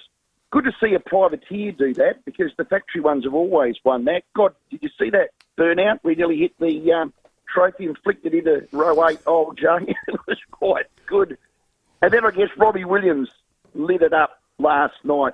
My girls went there with Jodie. So, yeah, all in all, God, we do it well, don't we? Yeah, absolutely. It's a great event. The atmosphere on Friday when we were there was sensational, Rowie. It wasn't there over the weekend, but everyone I know who went said it was terrific. And that concert last night, our listeners all over town from Crafers West all the way down to Clapham, everyone could hear it. It was a huge party to end it off. He is the entertainer. And just to the girls, the Crows AFLW team, God, lost by a point in the prelim. Don't they have a crack? A tad disappointing, because I thought they were the better team all year, but I think teams are catching up. I think the team, well, there's 18 teams. I know the newies are going to take some time, but God, they've improved, haven't they? If you think back to the first season where they were just too good, now they've got a fight on their hands. But look, well done to everyone. They were 9-1. They were 9-1, top of the ladder. I mean, it's disappointing. Oh no, yeah, it's a disappointing result in the Well, finals. they stuffed it up 2 weeks ago at Norwood. That's right. That first game, they got caught napping in that first quarter and never really got it back together. Yeah. No, you're right. No, hey, Robbie, how's your lad? Because I know you were off one day last week. How's Jimmy going? Yeah, had a couple of days off. Look, in short, our little Jimmy has had a bit of a rough time of it. He cut his knee in a little minor scooter crash in Bali. I think he had 4 stitches. So there's lesson 1. Last Saturday, he swam in the River Murray with an open cut. Well, there, I guess, is lesson number 2. There should be a public service announcement for that, because I've been in the EA on and off for the last week, and God, you're getting about 10 patients a day. So that River Murray's not good for bugs. But I guess within 4 hours of swimming, his knee swelled up like a balloon. Lucky Harry Schomburg's dad had a similar infection, took him straight to the hospital. Within 4 hours, it was the size of a watermelon, and he couldn't walk. Oh, you're joking. So I picked him up and took him to the RAH. We sat there in the ED. He got bored with it all. We weren't getting looked at because there was thousands of people there. So there's lesson number 3. Hang in there. We spent last Sunday in hospital. James was treated and then sent home. Home care nurses looked after him. Well, there's lesson number 4. Probably should have booked him into a private hospital. So just in short, after about 5 antibiotics, he was rushed to hospital Thursday. I took him in there. His leg just looked awful. The infection obviously was growing. They admitted him in, and there was a bit more urgency. I call him the big dog of infectious units, a lovely man, a professor. He attended him. We had MRIs and ultrasounds. There were surgeons. There was swabs and cultures. So in short, he's got a really bad golden staph. Another one, we call it an exotic thing, that they still don't know what it is. They've done a culture of that. It takes 7 days for that culture to come back that they can treat with a scientist with the correct antibiotics. So he's in that holding pattern now. But look, he's home. Every 6 hours, he has a clinical nurse do another antibiotic through the drip. He has a doctor that rings him every 12 hours. So he's got a fair fight in his hands. Fingers crossed with all that. Can I just say to the nurses and the doctors and the ambos and that ED unit, I've been in and out this last week, spent 2 whole days there. They are sent straight for God, these people. The work they do, the pressure they're under, the families that all they care about is their kid or their mum or their dad or their aunt or their uncle. You've got druggies running around loose like there's no tomorrow. Boy, do they earn their money, and they need our gratitude because they save lives every single second of the day. And I don't know what they pay them, they're not getting enough. So thank you to all the nurses in the ED and doctors. They were terrific. Well, we hope Jimmy's all right. Yeah, well, he's in good still hands, got a bit of a battle on his hand, but there's a few lessons there, and if people are listening, do not swim in the Murray with any open cut, please. Yeah. Thank you. Scary. Well, wishing you all the best, Rowie, and far out. the best for Jimmy as well. Good thing they got it, though, and they got it in time. Yeah, absolutely. Good to have Rowie back on deck as well tonight, joined by Timmy G. The $17 Shinity Monday to Wednesday at the Burkender Tavern, Excelsior and Lighthouse Wharf. You just know it's a Barrow Hotel. This is Adelaide's FIVEAA. A shower or two developing, a high of 25. With the 7:30 news, I'm Kendall Brettig. Keep your body in shape with Physio Extra Clinical Pilates and group exercise classes. PhysioExtra.com. The Velo Adelaide 500 is wrapped up with more than 260,000 racing fans walking through the gates over the past 4 days. It's set to inject more than $50 million into the state's economy. Robbie Williams, who was the after-race entertainment last night, blew fans away with his post-show concert. Give me endless summer, Lord, I feel the cold. Hamas is wanting to see an extension of the current temporary truce in fighting in Gaza, a move that could see more hostages released. Edward Godfrey reports. Israel has previously said it would extend for 1 day for every 10 additional hostages released. Among the latest group released overnight are 13 Israelis and 4 foreign nationals. They've been transported out of Gaza with the assistance of the Red Cross and IDF Special Forces. Yesterday, the release of hostages was delayed for hours when Hamas claimed Israel wasn't holding up its end of the deal, allowing enough aid to flow into Gaza. That was sorted out behind the scenes with involvement by Qatar, Egypt and the US, amid fears the truce was about to fail.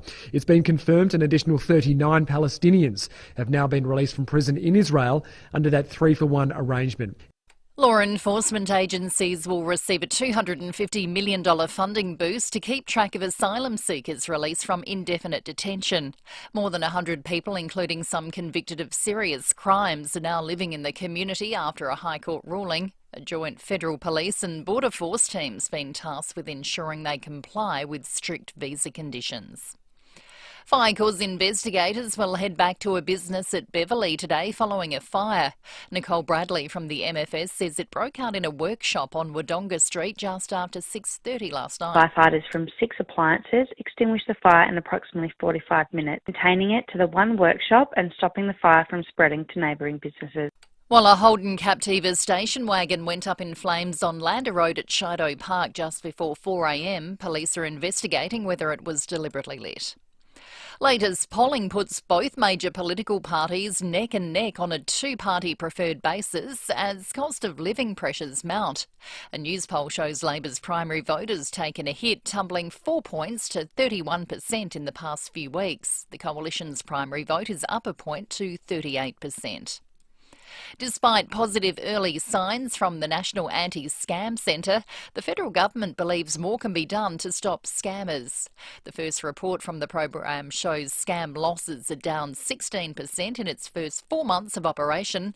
Minister for Financial Services Stephen Jones says it's time to turn up the heat on scammers. Of some concern is that we're seeing invoice scams on the rise, so that gives us a bit of indication of where we're going to have to direct new activity. But on the whole, what it shows is what we're doing is working and we've got to ramp it up. And the long-range Christmas weather forecast has been released, with South Australians to expect near-perfect conditions on the big day. We're being told Christmas Eve will reach 31 before it cools off slightly to 29, while Boxing Day could see some afternoon showers. Now turning to FIVEAA Sport. There's plenty of stock ready for immediate delivery on Mitsubishi Triton from Agostino Mitsubishi, Nailsworth and Elizabeth. Here's Tom Wren. Thank you, Kendall. Italy has beaten Australia to lift the Davis Cup trophy for the first time in 47 years. Craig Gabriel reports from Malaga. Italy has dominated the Davis Cup final against Australia. They won the two singles matches and that gave them the cup for just the second time and the first time since 1976. Matteo Anali won a crucial match against Alexei Poprin, 7-5, 2-6, 6-4. Poprin, who said he's never felt as bad as he does after a loss, had chances. He had break points, but Analdi won the crucial moments. And then the powerhouse that is Yannick Sinner sealed the championship when he overwhelmed Alex de Minaur, 6-3, 6-love.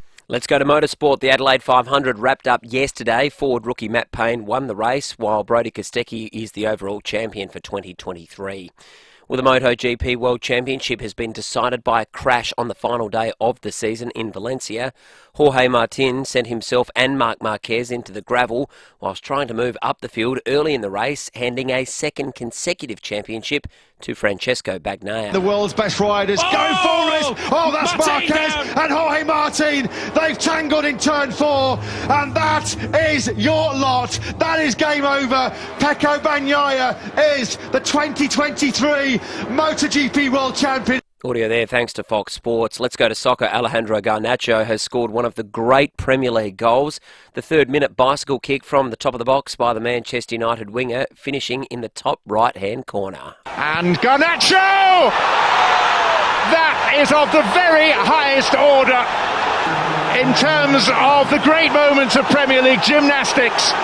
A pyrotechnic piece of goal scoring, reminiscent of a Rooney. Yeah, audio thanks to Optus Sport. It was delightful. The Red Devils thumping Everton 3-0, while Aston Villa upset Ange Postecoglou's Tottenham 2-1. And that's the FIVEAA Sport. Now to the traffic. Drake supermarkets have dropped prices across a range of Christmas favourites to make Christmas more affordable for you.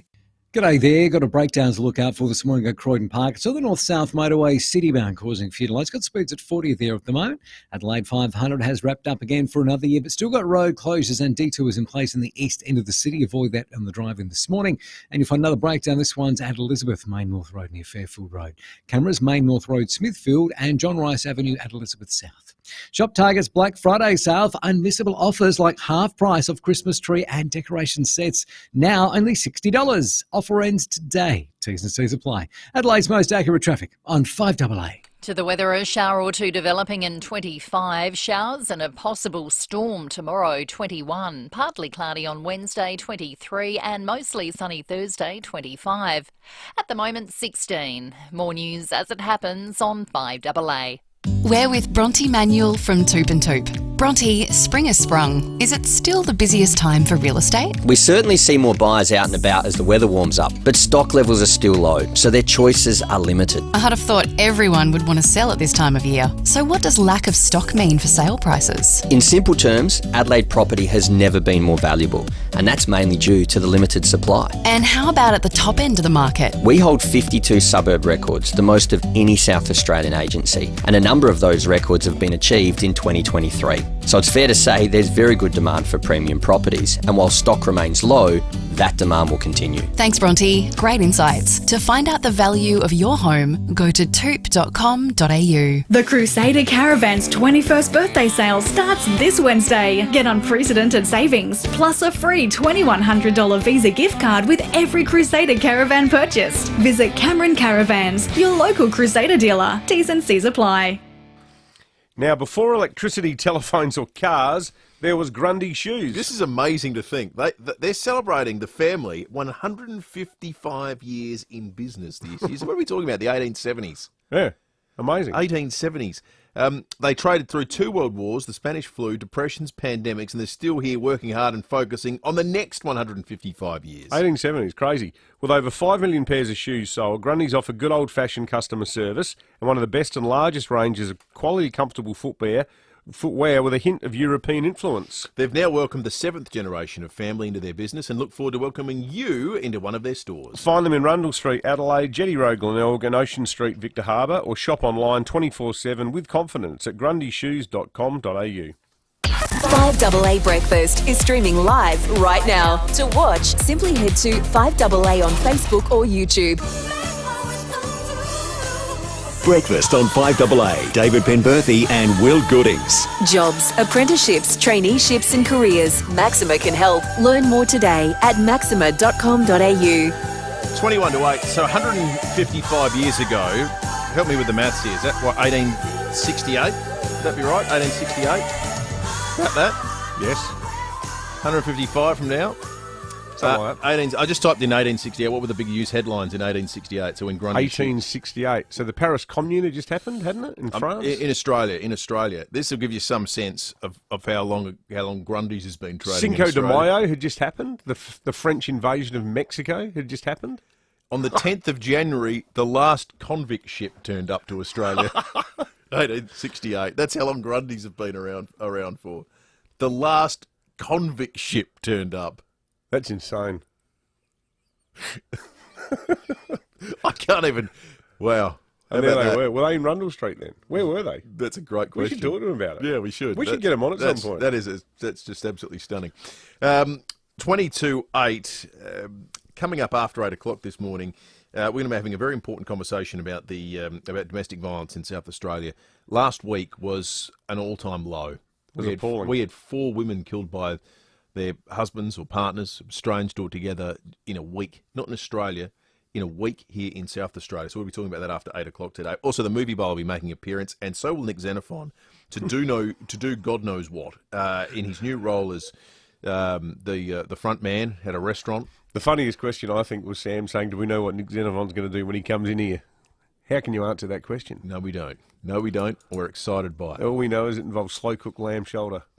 That's after 8:30. What could possibly go wrong? Make sure you stick around. If you're looking for a new good Greek restaurant to go to, well, we'll have a recommendation for you by then, I am sure. Now, speaking of recommendations, if you want to get in the Christmas spirit, and especially if you're a fan of the movie Love Actually, you're going to love this. Her Majesty's Theatre, December 8, Christmas Actually, a concert performance that is the music of Love Actually. So if you're familiar with the film, the music needs no introduction because it's so central to some of the plot. But if you're not, you'll be hearing Mariah Carey with the quintessential Christmas song, All I Want for Christmas Is You. Joni Mitchell features, Norah Jones, Kelly Clarkson, the Beach Boys, the Beatles feature as well. Libby O'Donovan, beloved Australian singer, will be playing her part on the night as well. Libby, good morning to you. Good morning. Now, as Will was just rattling those songs off, I was looking online at the soundtrack, Libby. There's plenty to pick from there for the music lover, isn't there? It must have been a real treat for you as a singer being involved in this project. Oh, it is a great soundtrack. I nearly said Christmas, actually. That's the show. But Love, actually, the movie, has a great soundtrack. And remember when, you used to go and see a movie and then you'd go and get the CD or whatever, or you'd be obsessed with having that soundtrack. And the soundtrack of this particular movie just is so great because it's not all Christmas songs. It's other sort of secular, folk songs, rock songs, pop songs, and then there's some Christmas songs as well. So it's a really good mix, but lots of people play this particular soundtrack at Christmas over and over because they've seen the movie over and over. So of all the songs that you get to perform, do you have a favourite? I really like the Norah Jones song, Turn Me On. That's a really great one because I get to sort of sing, my favourite sort of singing, which is a bit of a big belty bluesy number, but it's also got this really seductive soul element to it. So I really love the Norah Jones stuff. And, but all of them are great tunes. I mean, there's there's other singers in the show and they sing. So a couple of guys are in there and they sing. You know, there's a bit of Santana and a bit of Jump for Your Love and the old Pointer Sisters. Yes. Wonderful song. I love the Pointer Sisters. I love that one. What version of the song do you do that Bill Nye performed in Love Actually, Libby? Do you do? Is it Christmas is All Around, complete with the appalling lyrics? I do that version absolutely. Well, I try to. So you're performing the Bill Nye one. Yes, I am. Oh, that's superb. It's so funny. I mean, they must have had fun writing the lyrics for that one, you know, to make it Christmassy, because it is the worst. Well, we call it scansion when you try and fit words into music. It's called scansion. It's the worst scansion ever because they're trying to say Christmas in the place of the word love. You know, a one-syllable word. Because it's designed to be written badly, isn't it? It's designed to be appalling. So great. Yeah. So it's. I mean, people do that. They get a song and then they go, "Oh, I'm going to make this about something else. So I'll take this really well-known song, but I'll try and jam these other lyrics in there," and it's just great. Is it the kind of show where the audience tend to get involved as well, Libby? Oh, absolutely. We did it last year at the Opera House, and that was, you know, I mean, it's a pretty posh venue at the Opera House, but people came along with just such a sense of fun because they love the movie, they love the songs, they can sing along with the songs if they want to. There's lots of humour and lots of kind of casual cabaret approach rather than a full-on, you know, stuffy concert vibe. It's a really interactive show if you want it to be. And it's just fun. It's just so much fun, the songs, but also, you know, the chat in between, and people have seen the movie so they know what's going on. And the best fun is when people haven't seen the movie and I get to talk to them about what the movie is really about, go and chat to them. And, yeah, it's super fun. Nice. Well, sounds excellent. Great news for our listeners is we've got some doubles to give away. Libby, thank you so much for your time. Appreciate it. Have a great night for the show. I know our listeners that get along will. Fabulous. Thank you so much, David and Will. Cheers, Libby. Libby O'Donovan performing for the show Christmas Actually. Now, I just had a look at these tickets that we've got. We've got 3 doubles to give away. They are premium tickets, so they're actually valued at over $200 a ticket. So, wow, 3 doubles is, you know, $400 a whack. 822388855. We'll give your away. maths are impeccable today, Will. Are they? Yeah, Don't double check my great. work. 822388855. 200 times 2, 400. Yeah, do you like that? I'll take that one to the bank. Has anyone done a 2 plus 2 is 4 fact check of the 155 years? 4. No, I hope 2023 minus 155. It was correct, was it? Oh, thank you. That's good. I have a cold sweat. What every about time my we do. historical guesses? Yeah. I was reasonably close there. Did you have a look? Yeah, it was only about 3 or 4 years out. Okay, that's good. Yeah. The Christmas Actually, the music of Love Actually, live on stage at Her Majesty's Theatre, December 8. We'll announce those winners after the break. Let's check traffic thanks to Keezer. If you're tired of back pain, well, it's time to try Keezer. KIESER.com.au. Thanks, Will. At West Beach, a smash on Tapley's Hill Road at Burbridge Road. Croydon Park, breakdown on the north-south motorway near Regency Road, Citybound, got speeds at 40. And while the Adelaide 500 has wrapped up for another year, still got some detours and road closures around the east end of the city. Avoid that on the drive-in today. Cameras, Fairfield Road, Elizabeth Grove, and Hillier Road at Brunella. Look for the RAA sign. Over 400 independent RAA-approved repairers across SA. You know you can trust them because RAA do. Adelaide's most accurate traffic on 5AA. If you need to fix your pipes, call Precise. Call Precise. If your toilet's blocking up, call Precise. Call Precise. If your lights aren't turning on, or your hot water is gone, or a plumber or an electrician, call Precise. Precise. Precise Plumbing and Electrical. Call 1300 700 200. That's 1300 700 200. For fixed price services, call Precise. For a plumber or an electrician, call Precise. Call Precise. 5AA's Tech Talk with your host, Adelaide Tech Guy Richard Pascoe. Thanks to Harvey Norman Computers. Black Friday has become a huge day for savvy shoppers, and Harvey Norman has big savings on computers. They've taken up to 30% off all Windows 11 computers, including the Lenovo Yoga Slim and Intel Evo device. Powered by a Core i5 CPU, 16GB of RAM and a super fast 512GB solid-state drive, this computer is perfect for work or schooling needs. The Intel Evo platform gives the computer the ability to have instant wake-up for quick boot-ups and a real-world battery life of 9.5 hours. It also comes with a 14-inch 2K resolution screen for a great image. Get the Lenovo Yoga Slim at the special Black Friday price of just $898. That's a saving of $400. Save during Black Friday week at Harvey Norman. Check out this great offer at a Harvey Norman store near you. Many people living with a disability in Australia face barriers to areas such as employment and education, and that's why Maxima exists, to break down those barriers. Maxima is a not-for-profit NDIS provider with a long history offering employment and disability support services. They have a dedicated team specialising in plan management, support coordination, recovery coaching, employment support and allied health, with flexible access via face-to-face, online or over-the-phone appointments. Maxima will help you navigate the NDIS, support you to manage your budget, find the services you need and help you find and keep a job you'll love. So give the Maxima NDIS team a call on 1300 629 462 or visit their website, which is maxima.com.au. G'day everyone, Cornsey here. Now, I know a great team and I see one, and the South Australian hydraulic team I rate the highest is BL Shipway. I've known them for a long time. David Shipway is one of the best blokes you'll ever meet. BL Shipway, they've been looking after your hydraulic and pneumatic needs since 1953 with brands like Ryco, Rexroth, Enerpac, Hydac, Oilpath, EasyFit and many more. And if you can't get to them, they'll send a Ryco 24/7 van to you anytime, anywhere. blshipway.com.au, a South Australian team you can count on. 5AA Breakfast is streaming live right now. To watch, simply head to 5AA on Facebook or YouTube. Breakfast on 5AA. David Penberthy and Will Goodings. If you're living with a disability, injury or health condition and looking for work, visit maxima.com.au.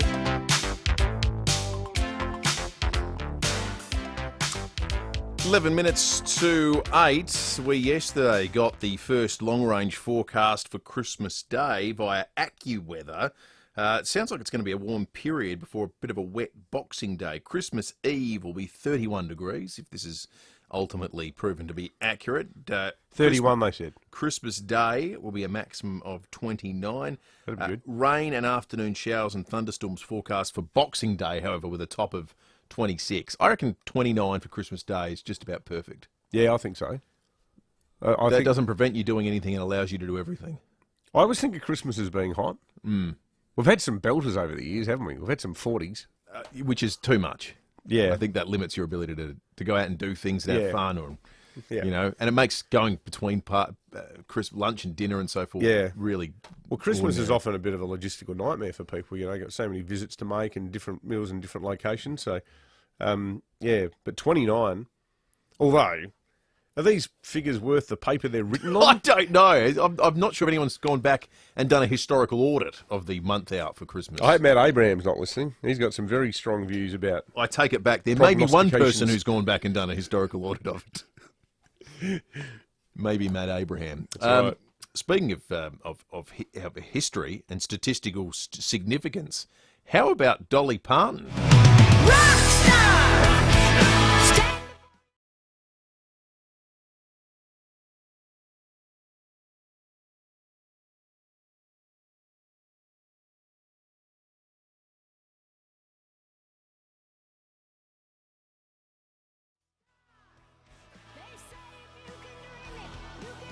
Dolly Parton, Rockstar, is the name of that song, and indeed her new album. It becomes her highest charting album ever on the Billboard 200. Really? Third, it's charting at number 3 at the moment. Highest charting album ever for Dolly Parton. She's been releasing music for 60 years. Now, this is saying about fine wine, but maybe it should be Dolly Parton. That is absolutely unbelievable. 77 years of age and releasing her at least numerically most popular work. Her and Cher are the same age. I thought Cher was younger. Yeah, because I just Googled Cher's age before, because Cher's got the new Christmas single out. I think Dolly sounds a lot better. I can't believe that's the highest debut. I suppose maybe she's at that point in the career where now, you know, there's 3 generations of people who know that she's really good. That's right. That helps. Also, her branching out into rock music more so than country. Yeah. Might make it a little bit more mainstream. Funnily enough, it was sort of a case of she thought the award was inappropriate when she was in the Rock Hall of Fame, and then she went, actually, I'll make it appropriate by releasing some rock music. And it turns out to be most popular music to date. She's an amazing singer. I reckon, like, for all the people who talk about how well Whitney Houston sang "I'll Always Love You" in The Bodyguard, you listen to the original and you go, "Whoa, that's uniquely good." Yeah. Catherine, Ian and Kay are off to hear some music of their own. Christmas Actually playing March, what am I saying? It wouldn't be March. December 8 at Her Majesty's Theatre. December 8 at Her Majesty's Theatre. You can get tickets now. That's going to be a terrific show. Lots of Dutton's texts while we've been talking this half hour that have come through with a huge range of vehicles available in the hills and Murray Bridge. Dutton's can deliver right now. Talking about the end of Millionaire Hot Seat, Liz on the Facebook live stream says that she was in the audience a few years ago watching the Millionaire show and that it was a brilliant day. One here from Jane with a Y about Albo and Labor's collapse in the news poll. I didn't vote Labor as much as there wasn't much choice, but I'm disappointed with Albo. With all his experience, you'd think he would know better. Chris Bowen as well. It's as if they're simply deaf to us, who they are supposed to serve. Deaf, deaf, deaf. The Voice did it for me. I noticed that Mally is pretty quiet on our Voice in SA. Mally for PM, as much as he makes mistakes, I think he's more in tune than Albo is. Thank you for that, Jane. Mally for PM, never going to happen. No interest. Zero interest in Never's a long time. What is he, 40-odd? Yeah. 45? I mean, if he was in US politics, he wouldn't even be halfway to being suitable to run yet. Well, he's just had his fourth child. So if you think you get freed up to do something different when your children graduate, that means he's going to be 58, 60-odd if he decides at that point, the kids are all out of school. So we're talking 20 years from now, 2040s? How old do you reckon 60 is going to be seen in the 2040s? Well, it's funny because 60 will be seen like 40 years now. Yeah, well, it was seen as the test for whether you should resign or not when John Howard was Prime Minister in the late 90s. The absurd sort of cut-off that Peter Costello had tried to put on Johnny Howard's longevity was 64 years old. I don't know. I don't think he's. I just don't think he's got the interest. But I don't know how anyone can say never at that point of his life. He's still young professionally. Well, you think about, there's been a lot of very good state premiers who all go through the sort of messiah complex federally. Not on their part. They have it imposed on them. Probably Steve Bracks is a good example. Bracks was a great premier of Victoria, and there was a lot of, because that overlapped with the time where Labor were in the wilderness, a lot of people saying, Bracks, he'd be good in Canberra. But I think a lot of people just go, no, I'm just happy running the state. Yep. 8223 You can share your thoughts too on the Dutton's text line 04808. The Premier's free to text in and rule it out if he wants. Did he say ever? He's got our numbers. Oh no, you just held up your phone as a prop. I thought you had texted. No. If he wants to rule out a shift to Canberra, he's more than welcome to. People have famously said things in their lives they're never going to do at certain points. That Yeah. It's just such a long time. If you're 55 and he said never, I'd believe it. But, I mean, people go on about, politicians, they get to travel all the time, they get to fly around. It's actually the worst part of the job. 22 weeks a year, you're away from your family. It's just appalling. Yeah, that's not fun at all. And it is Canberra. It's not, Tahiti that you're going to... Oh, no, it's not like 22 weeks a year you're going to... Yeah, exactly.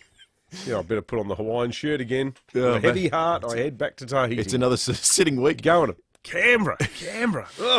Michael Keelan's been out and about meeting great local businesses for our FIVEAA 12 Days of Christmas promotion, and today he sat down and had a chat with Nadine and Steve from Semaphore Pets and Gardens. FIVEAA celebrates 12 Days of Christmas. Today we're down at Semaphore Pets and Gardens, and I'm talking to owners Steve and Nadine. Tell us the growth that you've had with not only the pets but all the giftware and things like that. Well, we're trying to create a one-stop shop for each individual person to come through. Now, Nadine, you've actually got a men's section. I just found that whenever I went somewhere, it was really hard to find a unique, well-priced gift that isn't in every single store. So I thought, well, I'll just create my own. Steve, along with all the plants, you're trying to localise where you buy things from so that people coming here know that A, it's South Australian, B, it will grow in the area. 90% of our growers are in South Australia here. One could come here and do their entire Christmas shopping. That's what we're looking for. You've covered off every base. We've got some really lovely locally made cat scratching posts. We've got a great range of harnesses in store, one to suit every dog. Nadine, an amazing selection of indoor plants. Where do you start? Well, where do you finish? And we've got pots to match. Merry Christmas from FIVEAA. You can call in right now on 822 300 for a chance to win a $150 pot and plant Semaphore voucher. Semaphore Pets and Gardens have plenty of beautiful native plants and everything you could possibly need. That is a great place. Your pets. Excellent garden centre. Now, Ben Jordan's told us it's Adelaide's hottest ever Christmas days. 2016, 41.3. 1945, 40.1. Imagine that would have been a festive Christmas that year. 1945. How many people had air conditioning then? Very few. None. What would the penetration have been? Would it have been none? Might have been none. Well, did it exist? I'm not sure it did. When was air conditioning invented? There's a question. Let me work on it. The other thing that's going on this morning, there's a crash on the corner of Tapley's Hill Road and Burbridge Road, in the back of the airport. So if you're heading northbound on Tapley's Hill Road, delays are about 10 minutes. Now let's see what's in the swear jar at Buy Urban Bathrooms and Kitchens. Boy, that's a cookie jar. Busted. My mistake. Let's see. Here it is. Here's one from Renette, an interior designer at Buy Urban for over 20 years. Renette swears to ensure your dream bathroom becomes a wonderful reality. For a team that swears to deliver on quality and service, see Buy Urban Bathrooms and Kitchens, Adelaide's home renovation experts. Wouldn't mind a cookie. There's taste bud titillations, decadent desires, and the presidential hamper. Merry Christmas, folks. I'm Brett Charlesworth, and they're just 3 of the mouth-watering Christmas gifts we make for you at Charlesworth Nuts. With 100 different gifts, from just $10 to $250, there is literally something for everyone. They're all beautifully handmade, they look stunning, and they're filled with the most amazing products. 11 family-owned stores or shop online. Why Charlesworth? Because fresh nuts taste better. Now, it's been a long time coming, but finally summer's here, and if you've got a pool, now's definitely the time to wake it from its winter slumber and keep it looking schmick with a Walco pool blanket. A Walco pool blanket will not only help keep your pool clean and warm, but will also help stop evaporation. And let's face it, we live in the dry state, so a Walco pool blanket is a must if you want to save money on water. I got one of these, they're absolutely terrific. It's easy to put your pool to bed each night with the Walco pool blanket, especially if you have the Walco pool blanket roller. And the bit that we really love here at FIVEAA is that Walco's the only pool blanket manufacturer here in Adelaide. Yep, nothing is imported, so get your pool a Walco blanket for summer now. Go to their website, walco.com.au. Online, on DAB Digital Radio, and on 1395 AM. Talking Adelaide. This is Adelaide's FIVEAA. A shower or two developing in 25. With the 8 o'clock news, I'm Kendall Brettig. Physio Extra for Locomat robotic technology treating stroke, cerebral palsy, brain and spinal cord injuries. Visit physioextra.com. Robbie Williams closed out the FIVEAA Adelaide 500 last night, entertaining 50,000 fans with his after-race concert.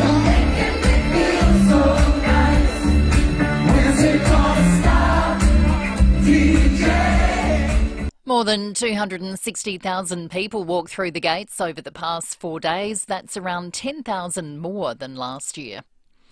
A third exchange of hostages and prisoners has been completed by Israel and Hamas as the ceasefire nears its 4th day. Hamas has handed over 13 Israelis, 3 Thai nationals and 1 Russian hostage to the Red Cross. Israel has released a further 39 Palestinian prisoners. Around 200 aid trucks have been allowed into Gaza as part of the deal. Red Cross spokeswoman Sarah Davies says more are needed though. While we of course welcome any entry of aid, 200 trucks is really not enough. I cannot overstate the dire humanitarian situation that exists in Gaza right now. Police are investigating a home invasion at Noarlunga Downs early this morning. 3 men entered a house on Gabrinol Court and assaulted the occupants just before 2, stealing a wallet and cash. The victims, a 34-year-old Noarlunga Downs man and a 29-year-old Christie Downs man, suffered minor injuries. Police dog Axe helped search the area but couldn't find the offenders. A Holden Captiva went up in flames at Shido Park early this morning. Senior Constable Matt Brown says the fire broke out on Lander Road just before 4. Fire crews extinguished the blaze, which caused extensive damage to the vehicle. So anyone who may have witnessed suspicious activity in the Lander Road Shido Park area this morning is asked to call Crime Stoppers on 1800 333 000. While a workshop of a business was destroyed overnight by fire at Beverley, fire crews were called to the blaze on Wodonga Street, but were able to contain the fire in 45 minutes and stop it spreading to neighbouring businesses. Fire Corps investigators will head back to the scene today. There's set to be a crackdown on parents and carers who abuse or attack educators in SA. The state government will propose tougher laws for schools to allow them to put longer bans and barring orders on anyone who abuses teachers or principals. And for the first time, it'll also apply to people who threaten educators online. The new laws will be unveiled today. The opposition's playing down a new opinion poll showing the coalition is now neck and neck with Labor. The latest news poll reveals the government's primary voters tumbled and is lying ball after preferences. Voters are concerned Labor's not addressing cost of living or national security issues.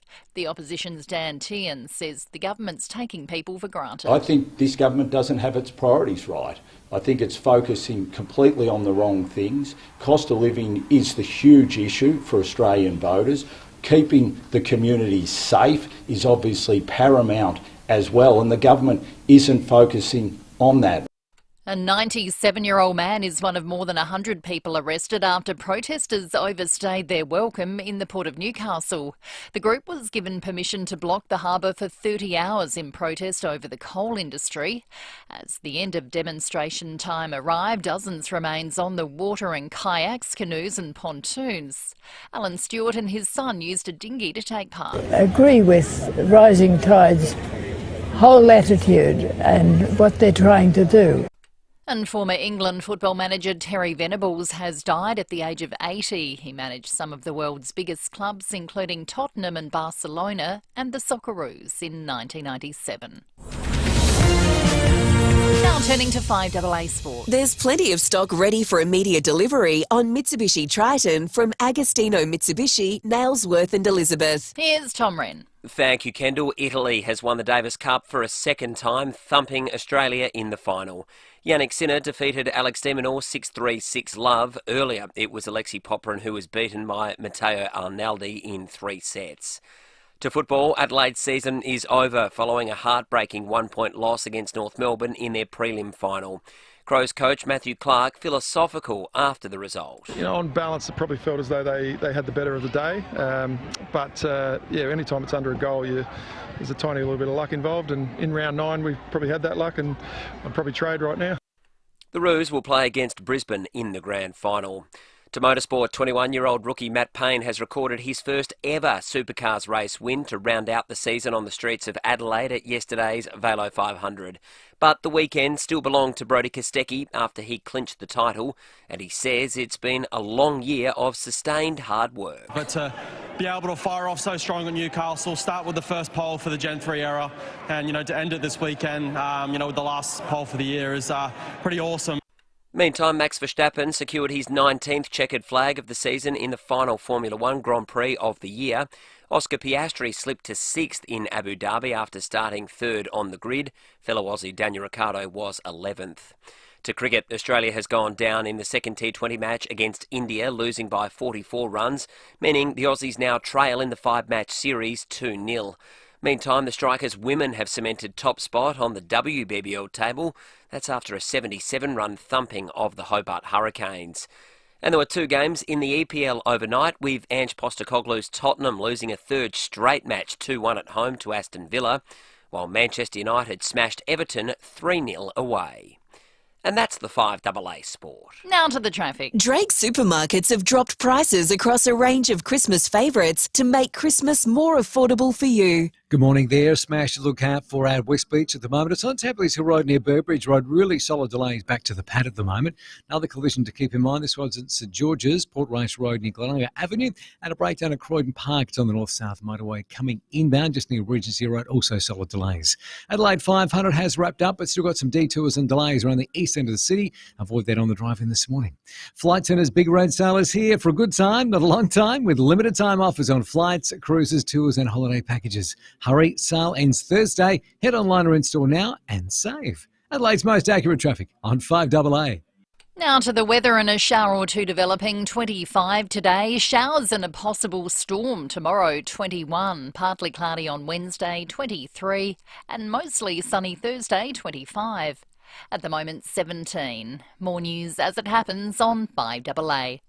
The Crusader Caravan's 21st birthday sale starts this Wednesday, celebrating 21 years of proudly manufacturing Australian caravans. Save up to $5,000 on selected brand new Crusader caravans. Plus, receive a free $2,100 Visa gift card with every Crusader caravan purchased. Don't miss out on these unprecedented savings. Check out the Crusader range at Cameron Caravans, your local Crusader dealer. T's and C's apply. Get great value Christmas gifts this Black Friday at Coles. Like selected gift cards from TCN, now 15% off. Redeemable at JB Hi-Fi and more. That's great value, hands down, at Coles. In-store only, excludes TCN variable load cards. Offer ends Tuesday, limits and T's and C's apply. 5AA Breakfast is streaming live right now. To watch, simply head to 5AA on Facebook or YouTube. Breakfast on 5AA. David Penberthy and Will Goodings. If you're living with a disability, injury or health condition and looking for work, visit maxima.com.au. 2 after 8. Good morning to you. If you're joining us for the first time on this Monday morning, the 27th of November. Don't let the sun deceive you. Whilst it's nice now, there's going to be some rain later today and then potentially thunderstorm tomorrow. Been talking a bit about the weather over the course of the morning. Started a conversation about air conditioning before the break. Best I can tell from a quick historical search, 1960s air conditioning first started to appear in Australian households. So no, 1945 for what was one of the hottest days hottest Christmas days in Australian history. You'd imagine there was about zero penetration of 1945, 40.1 degrees. So no one had it then? I suspect not a soul had it in 1945. No, amazing. Looking forward to Nick Xenophon joining us after 8:30 today as well. His restaurant is launching what day? Wednesday this week? Thursday. Thursday night, yeah. The official launch, so we'll chat with him. Also, we got a Dutton's text from someone saying Canberra's not that bad. Rick from God's Country says, I'm listening to you from Canberra. It's not as bad as you think, other than being far too close to Sydney and Melbourne. And it's so left that right-hand turns are banned. The good thing is everything is within a 20-minute drive. There are good cafes, restaurants, plenty of outdoor activities. I think we were sort of suggesting that the lure of federal politics, not that Canberra's so appalling, it's that it's not like you're going to, the tropics, an exotic location on Earth to spend a week every so often. Well, the other thing too, you're not really in Canberra. You're in Parliament House. You're in the building the whole time you're there, and then you go back to your miserable service department at night. Like it's not really the glamorous lifestyle that some people think it is. All right, time breaking it up. Well, after 4 truly appalling deaths in the space of 1 week, which I've seen some domestic violence campaigners have said that they suspect this wasn't actually just the worst week in the history of South Australia. It might have actually been the worst week statistically in national history. 4 separate murders, each of them involving deadbeat partners killing their girlfriends and their wives. Understandably, people in the domestic violence sector are saying enough is enough. They're demanding that the Malinauskas government establish a royal commission. And I've got to say, personally, it's something I'll totally support. I know that the Andrews government did one in Victoria some years ago, and having a root and branch look at what is going on and wrong with the treatment of women and what more can be done is something that should be given the utmost importance. We're going to be talking to 2 guests today. One's a great friend of the program, Aman Abrahimzadeh, who, of course, lost his own mum to domestic violence. Zara, and has, with his family, with his sisters, set up a foundation in her honour. And then also Mary Leaker, who heads up South Australia's peak domestic violence body, which is called Embolden. We'll kick it off with you, Mary, if we can, and thank you both for joining us this morning. The statistics are appalling, aren't they, Mary? And if last week doesn't get us to take this more seriously, who knows what will? Good morning to you all, and good morning, Aman. Look, absolutely. As you mentioned, look, we've done some research, and we're yet to find an instance in any Australian jurisdiction where there's been a greater loss of life, allegedly due to domestic and family violence in 1 week. And I think South Australians are devastated and angry and calling for immediate action. Yeah. Mary, what about the problem gives you hope? Because I look at last week and think this is not the first week we've ever talked about domestic violence. We have an awareness of it now. There's some awful statistics about a woman dying every day in this country. When you look at what we know now in light of what happened last week, what makes you think, no, we can not, if not put an end to it, at least seriously improve our outlook on this front? Yeah, and look, I think the events of the last week and the reality that 1 in 4 Australian women, experience intimate partner violence, it would be understandable for us to feel despair. But, I was on the steps of Parliament House on Friday. I participated in the Walk for Respect, Rotary's Walk for Respect on Saturday. And, we know how many South Australians are committed to driving change. We know that doing better in this space and keeping women and children safer is a whole of government, whole of community responsibility. And I am absolutely hopeful that we can make change. And, you mentioned the Victorian Royal Commission just before. The highest form of inquiry, like a Royal Commission, in Victoria, it revealed many barriers for women in finding safety from domestic, family and sexual violence across their entire service system. And the implementation of the Royal Commission recommendations in Victoria has been transformative. And I'm hopeful that if we have a Royal Commission in South Australia that can have a really, really strong look at the barriers, gaps and opportunities across our service system, that we can put in place measures to keep South Australian women and children safer. Aman, you bring a unique insight to this because you saw firsthand the shocking behaviour of your own father, and you've been through that extraordinary process which we documented last year of even going to visit him to confront him about what he did to your mum and to you and your sisters. Having gone through it, what are the kind of sort of stop points which could be put in place to identify men like him sooner and to prevent them from doing what they do? Good morning, Dave and Will. So to answer your question, I think what I might do is just highlight that the stats that we talk about and also the deaths that we refer to is essentially the peak of the spectrum of abuse that we call family and domestic violence. When you look underneath that peak, it's essentially like the iceberg effect, if you like. The top of the iceberg are the murders that we talk about, we read about, that we count. But underneath that iceberg, there is a wide spectrum of abuse that takes place. And what I saw, I guess, in my family, particularly in my dad's behaviour, are things like controlling behaviour, financial abuse, manipulation. It's the, if I can call it, low-level abuse. It's that sort of stuff that I think we need to look at more closely. And I think Mary touched on the fact that it needs to be a whole-of-government approach, and I think that needs to be taken into account. Because if I go back to roughly 10 years ago, to 2014, when the coroner handed down his report into my mum's death, there were a number of initiatives that came out of that. 8 of the 10 recommendations were adopted. And one of the initiatives that came out of that was the establishment of the Multi-Agency Protection Service, which is essentially a whole-of-government approach, if you like. It's essentially one or two or multiple representatives from every government agency that are co-located that work together to flag high-risk cases. That for us back then was a win, and it was actually we were leading nationally in terms of establishing such a unit. So for me, it's a range of things that need to be addressed, but it's also about the some of the stuff, the early warning signs that we might sort of hear about or we might witness. It might make us feel uncomfortable to call out and to address. It's those sorts of things, in my opinion, that needs to be looked at more closely.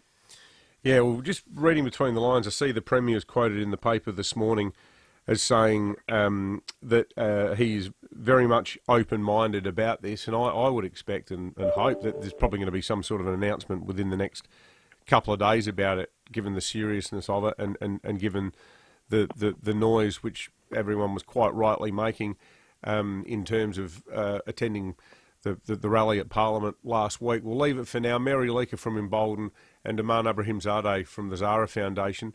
Thanks for joining us this morning. And, we know that both Katrine Hilliard and the Premier have said that this is something that they are looking at very closely. Jane on the Duttons text line makes a point. Jane says, I think a Royal Commission is a waste of time and money. Use that money to help victims leave their moron partners. Protection and a safe place to move to, surely. We know that by now. Why do we need another commission? Just use the Melbourne findings and don't allow the morons to have a gun. Maybe that'd be a good starting point. So frustrating, says Jane.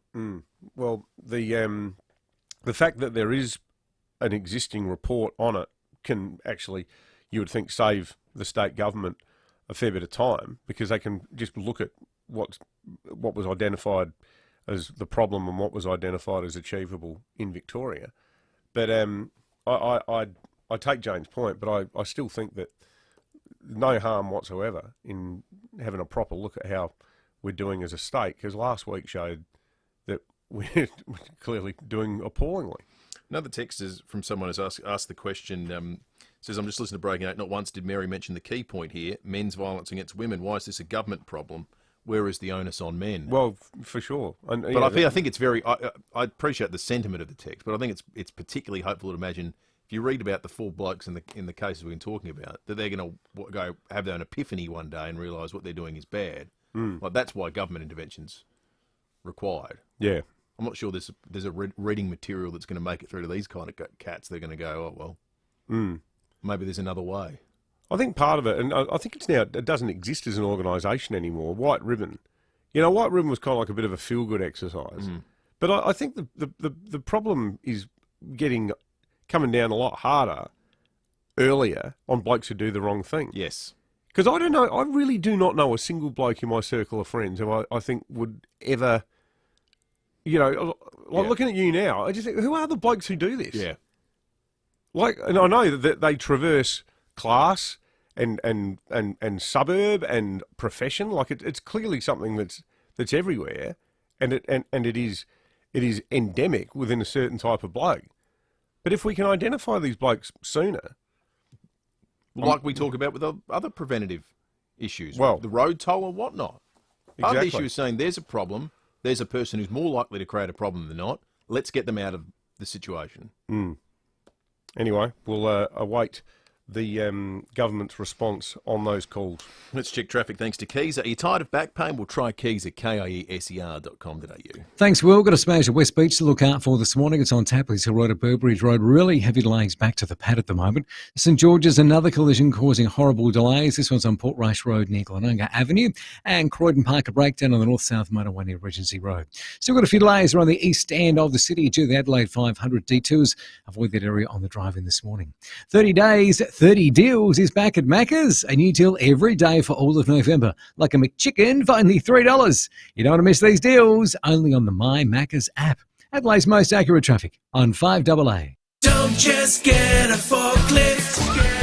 Get a Toyota forklift. Right now, Toyota Material Handling is having a massive clear out of 2022 and 23 plated forklifts. Score great deals across a selected range of new Toyota forklifts currently in stock. Counterbalance and reach forklifts, walkie stackers and more. So if it's 22 or 23 plated, get a great Toyota forklift deal. Visit toyotamaterialhandling.com.au. Get a Toyota forklift. T's and C's apply. Offer ends December 31. If you need to fix your pipes, call Precise. Call Precise. If your toilet's blocking up, call Precise. Call Precise. If your lights aren't turning on, or your hot water is gone, or a plumber or an electrician, call Precise. Precise. Precise Plumbing and Electrical. Call 1300 700 200. That's 1300 700 200. Precise Plumbing and Electrical. We're helping life flow. Or a plumber or an electrician, call Precise. Call Precise. Now, I'm sure you all know what a swear jar is, in some homes fuller than others, but here's a swear jar that is absolutely jam-packed with goodness in the form of coins. It's the swear jar at Bi-Urban Bathrooms and Kitchens, full of pledges and promises from the whole team at Bi-Urban of things that they swear to do for you. Now, here's one sent to us straight from the Bi-Urban swear jar. It's from Laura, who's the in-house interior designer. Laura is new to the team, extremely talented, Laura. She swears to work closely with you to bring your ideas to life and help give you all the inspiration you need when designing your new Bi-Urban bathroom. And here's one from the boss man, Coxie, David Cox himself. David swears to be available to work through any issues should they arise and deliver a positive outcome. For a team that swears to deliver on quality and service, see Bi-Urban Bathrooms and Kitchens, Adelaide's home renovation experts. Here at FIVEAA, we're all about supporting local. The Velo Adelaide 500 plant sale. All those plants in the stands, marquees and hospitality areas are for sale from Monday to this Sunday, Victoria Park. Enter through Gate 1 off Halifax Street. Rosanna Mangiarelli here from 7 News. Join me and Will Goodings for Adelaide's leading news hour, 7 News, tonight at 6 o'clock. Breakfast on 5AA. David Penberthy and Will Goodings. Jobs, apprenticeships, traineeships and careers. Maxima can help. Learn more today at maxima.com.au. So for Fuel Watch, you can find the cheapest fuel in an instant. Download the free RAA app from your app store today. Unleaded, relatively cheap, given where it's been the last few weeks, but it is trending upward. These spots, though, are pretty good. The United Grand Junction Road Wingfields at $1.65.9. The Ampol Brighton Road North Brighton $1.66.9. The United Portrush Road Glenunga $1.66.9. Also, the cheapest diesel, how about this? Under $1.80. $1.78.9 at the United Grand Junction Road Wingfield. So, get it while you can, because as I say, it's fast heading in the other direction.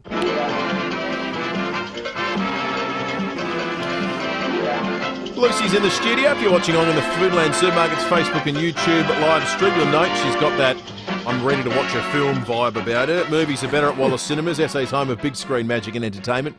Visit wallace.com.au. Morning to you, Luce. Good morning. How are you, Luce? Very Très well, bien. thank you. Très bien. Très bien. God, it was a terrible accent I did. I apologise to my French teacher. Picked that up from me, I think.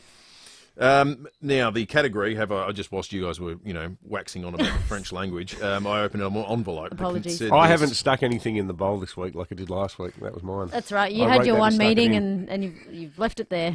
The category this morning is movies that covered the big events of the 2000s, the decade of the 2000s. So that means I'm getting a recent one today. It's a new movie. And I've been around for these two, I'm assuming. Both certainly That's been nice. around for these two news events that they cover too. Yes. Two of my favourite all-time movies, these two. It's The Big Short from 2015, which of course tells the story of the global financial crisis from the subprime mortgage crisis in the United States, and The Social Network from 2010, which is depiction of how Facebook was launched. It's the story of Mark Zuckerberg, essentially, from him founding the social network Facebook at Harvard through till the court action about who was owed what and when it blew up. So The Big Short v. The Social Network. So I've got money versus Facebook. Yeah. Well, I think they're both stories of money. They sow those two movies. I think tell the stories of that decade. They're also 2000s. stories of blokes who think that they're kings of the world. Yeah, they are.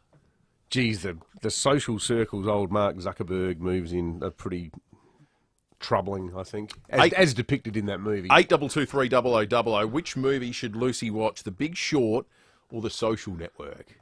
82230000. Get voting now. I was just wondering how many people will have seen these films, and thankfully, it looks like we have one. No, they're big movies, but both grossed over $100 million at the box office. They both got Oscars buzz. I'm not sure if they either won anything. Eugene in Linden Park, good morning. Oh, sorry, Eugene. I've got you on the wrong clicker. Here we go. Eugene, good morning.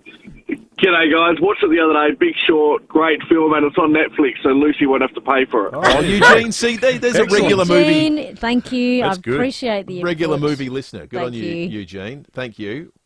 George in Netherby, good morning. Yeah, got to be The Big Short. The cast is amazing with Steve Carell, Christian Bale, Margot Robbie. Excellent. Thank you, George. Thanks, George. I do like Margot Robbie, Australia's own. Good. Just very Have you briefly seen I, in Tonya, The Big Short. I have not seen I, Tonya. Oh, I, Tonya is a stunning film. John in Flagstaff Gotta get that Hill, on the good list morning. for you. Yeah, definitely The Big Short for me. Yeah, The Big Big Short. Short going well here. Big Short going well. Was the more recent of them. It's 2015. And really, the drier subject matter, in terms of what they had to work with. Right. No, but it's not. That's a test. I'm saying that's a testament to the quality of the filmmaking, that it's the runaway winner with our callers so far at 8223 They make it entertaining somehow. Is it going to be easy for me to understand? I'm not economically or mathematically or financially minded, for that matter. You will understand it enough that you'll enjoy the movie. Where were you how old were you when the GFC happened? So what year was that? 2007. I was in year 7. So 12? No. Yeah, probably wouldn't be a big thing in primary school maths at the time, I'm guessing. Certainly not at Riverton Primary School, no, in the Mid-North. It was not. I do remember we learned how to play blackjack, though. Did you? Or 21, as they called it. Well, that's important. Without the gambling, obviously. Gamble responsibly if you are a fan of blackjack, but we used to play it in maths. If you're a 12-year-old. Anyway, The Big Short it is. All right, good stuff. stuff. Just quickly, one person who was listening an hour or so ago when people was talking about whether Peter Malinauskas would ever go to Canberra was Peter Malinauskas, and I didn't realise, but he'd sent this text in. Canberra is absolutely not on the cards, and just ask Annabelle if you're looking for any rock-solid verification. So there you go. Put a line through that one. Forever's a long time. In my 20s, if you asked me, I would have said, there is no circumstances ever in which I'll ever read the news. And yet, here we are in my 40s. And guess what's happening? Seriously? 100%. Now you're hosting the Christmas carols next week. I would have. There's a lot of things I would have said I'd never do, David. When's the Will Gooding's Christmas album coming out? Silver Bells. I want to see you in a Bing Crosby-style cardigan holding a mug of eggnog. See, I can't say never, David, because my word has no credibility whatsoever. It's 5:58 news time. Speaking of man who's worn different hats and had different careers, coming up next, Nick Xenophon. No, it's not he's not launching a political career. He's launching a restaurant. I can't wait for this. It's next. It's Ian Healy, and I'm here to talk to you about back pain and Kiza. If you're one of the 80% of Australians who suffer from back pain, it's tempting to do nothing. But this can cause weaknesses down the road. The best place to start with back pain is exercise, and the best place to exercise is Kiza. Kiza's physios and Swiss-designed strength training equipment help you build strength in a supervised environment. I go to Kiza, and you can too, at our new clinic in Norwood. Book your initial assessment at kiza.com.au. Business notifications out of hand? Thrive Command Centre keeps your customer emails, texts and social messages all in one place, so you never miss a message. Get it free today at thrive, thriv.com.au. T's and C's apply. Free plans have limited functionality. This is Adelaide's 5AA. A shower or two developing in 25 with the 8:30 news. I'm Kendall Brettig. Keep your body in shape with Physio Extra clinical Pilates and group exercise classes. physioextra.com. More than 260,000 people have walked through the gates of the FIVEAA Adelaide 500 over the past 4 days. That's around 10,000 more than last year when the 500 was first brought back to the city streets, boosting the economy by around $50 million. Singer Robbie Williams won over racing fans with his after-race concert. Does an angel contemplate my fate? Whoa! But some concerns have been raised about the number of people attending last night's concert and the crush to leave at the end. A further 17 hostages have been released by Hamas on the third day of a 4-day truce. 13 Israelis, 3 Thai nationals and 1 Russian hostage have now been handed over to the Red Cross.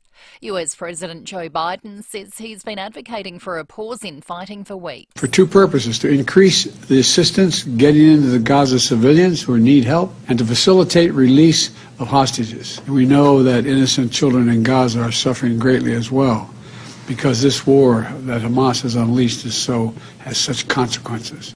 And Israel has confirmed the release of 39 Palestinian prisoners.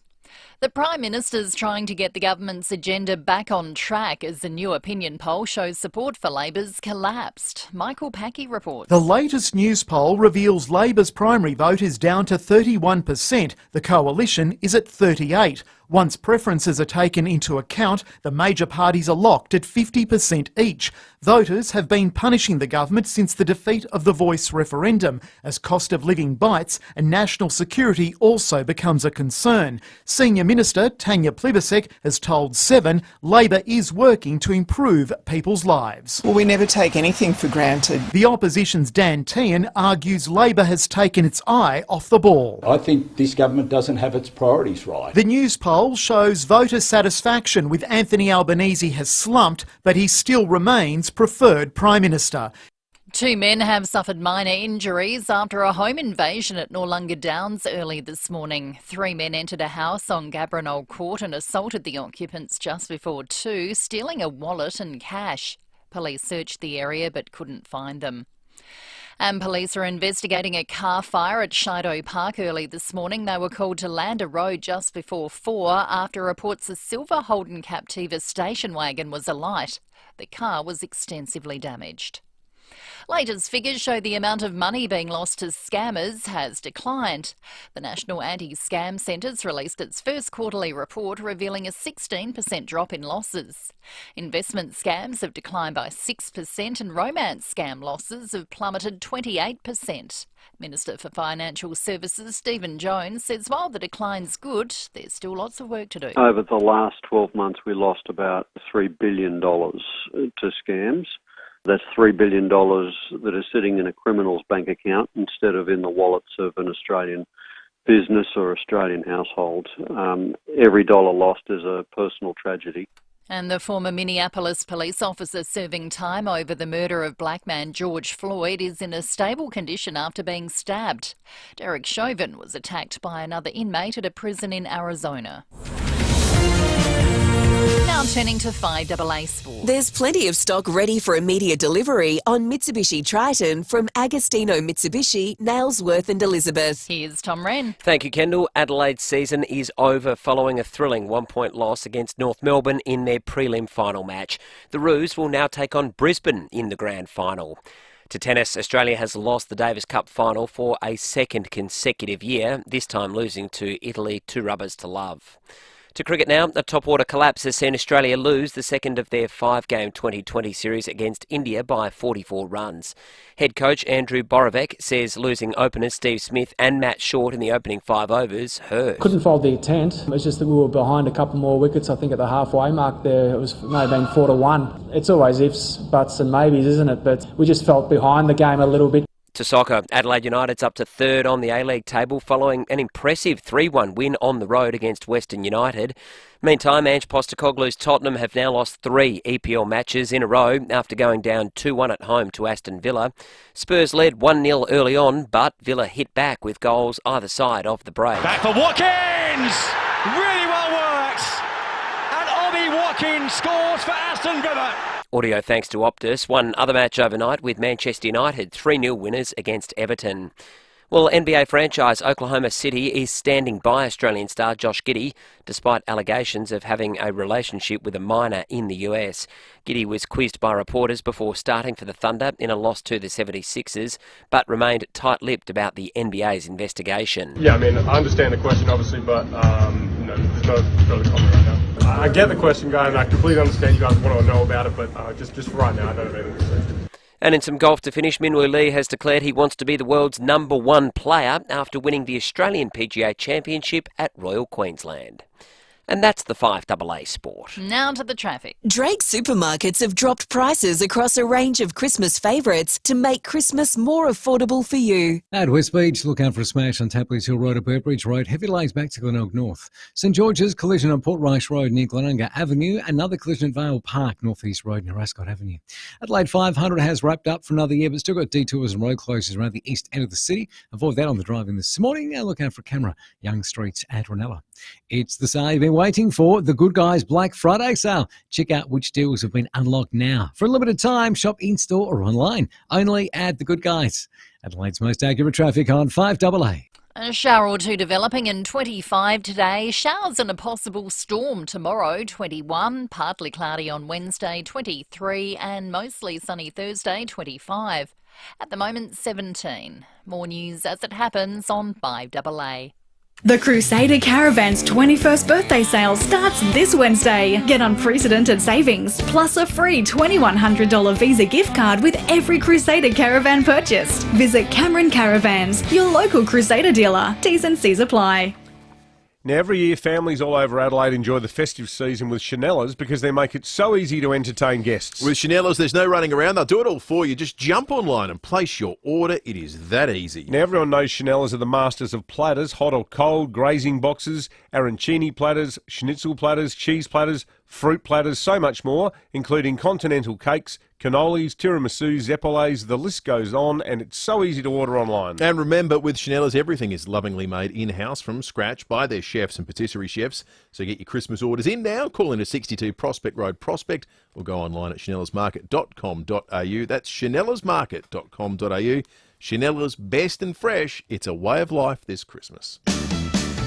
Breakfast on 5AA. David Penberthy and Will Goodings. Jobs, apprenticeships, traineeships and careers. Maxima can help. Learn more today at maxima.com.au. 22 minutes to 9. I'm not sure what's about to happen. What I do know is this. Nick Xenophon is in the building. He's out in the kitchen. David's just making his way out there as we speak. And there was some discussion that safety goggles are here too. I imagine that's all going to become apparent shortly. What I would encourage you to do right now, though, is to jump on the Foodland Supermarkets Facebook or YouTube live stream, because what we've got is a locked-off camera of the kitchen, and there is some sort of a scene playing out as we speak. David has made his way out there now.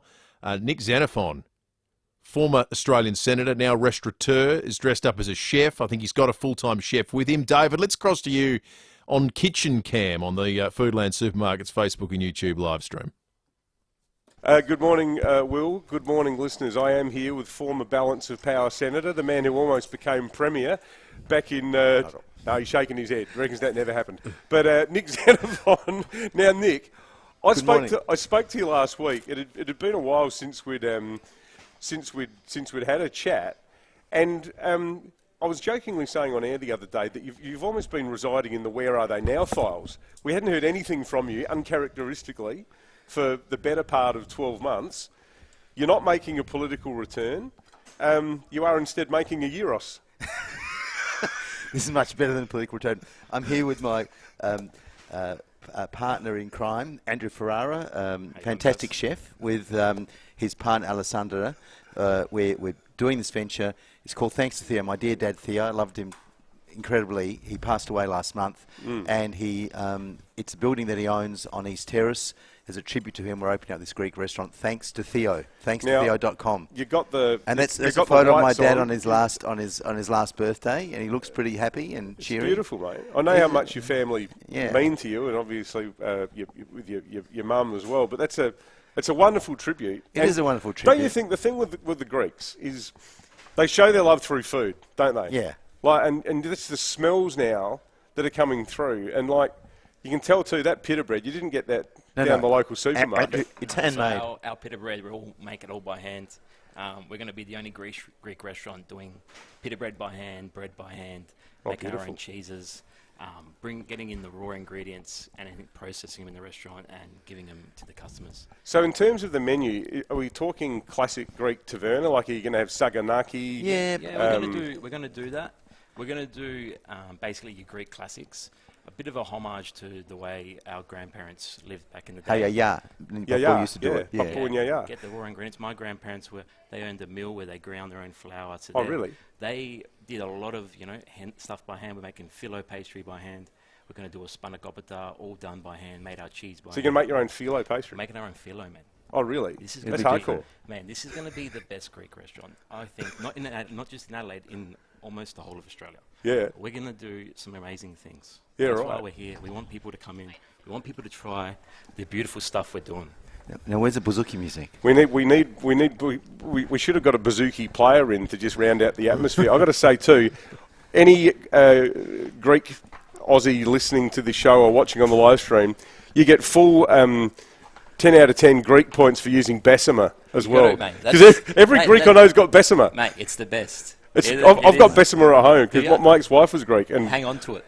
In the bowler, when we got married, we got a whole set of Bessemer. Yeah. Every Greek couple who get married in Australia get the full set of Bessemer. It's the best wedding gift, mate. Now, I'll just walk you through what's happening here now. So, Andrew and Nick have assembled the pitta.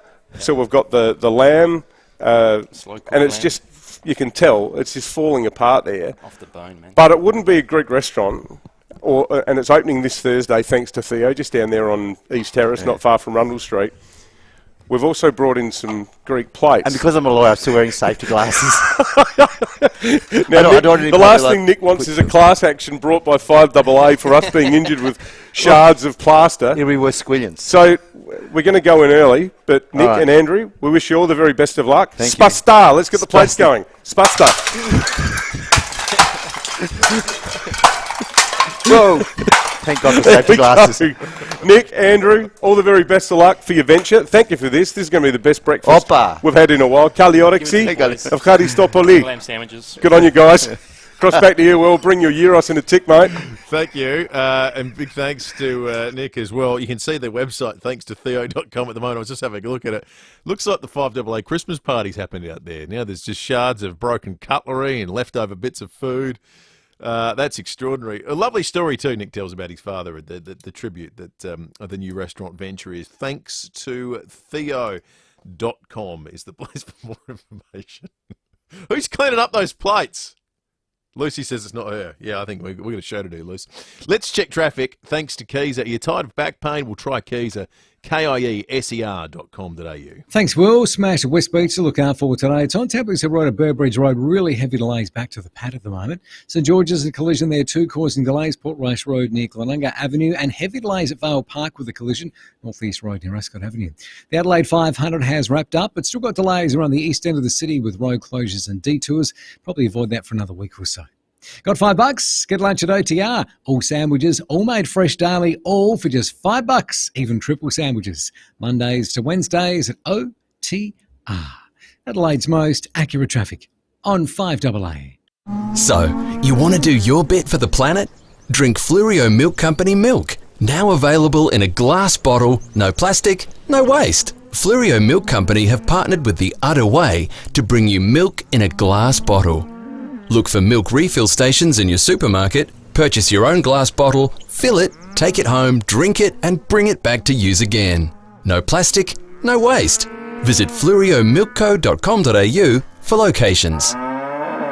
5AA's Tech Talk with your host, Adelaide Tech Guy Richard Pascoe. Thanks to Harvey Norman Computers. Black Friday has become a huge day for savvy shoppers, and Harvey Norman has big savings on computers. They've taken up to 30% off all Windows 11 computers, including the Acer Aspire 3. With a huge 15.6-inch full high-definition screen and 13th Gen Intel Core i3 processor, the Acer Aspire 3 is built for work and play. Whether you need a reliable and affordable laptop for the kids or something to keep you connected, organised and entertained, the Acer Aspire 3 offers the best value for money. The computer also includes 16 gig of RAM and a 512 gig solid-state drive. Get the Acer Aspire 3 at the special Black Friday price of just $597. That's a saving of $400. Save during Black Friday week at Harvey Norman. Check out this great offer at a Harvey Norman store near you.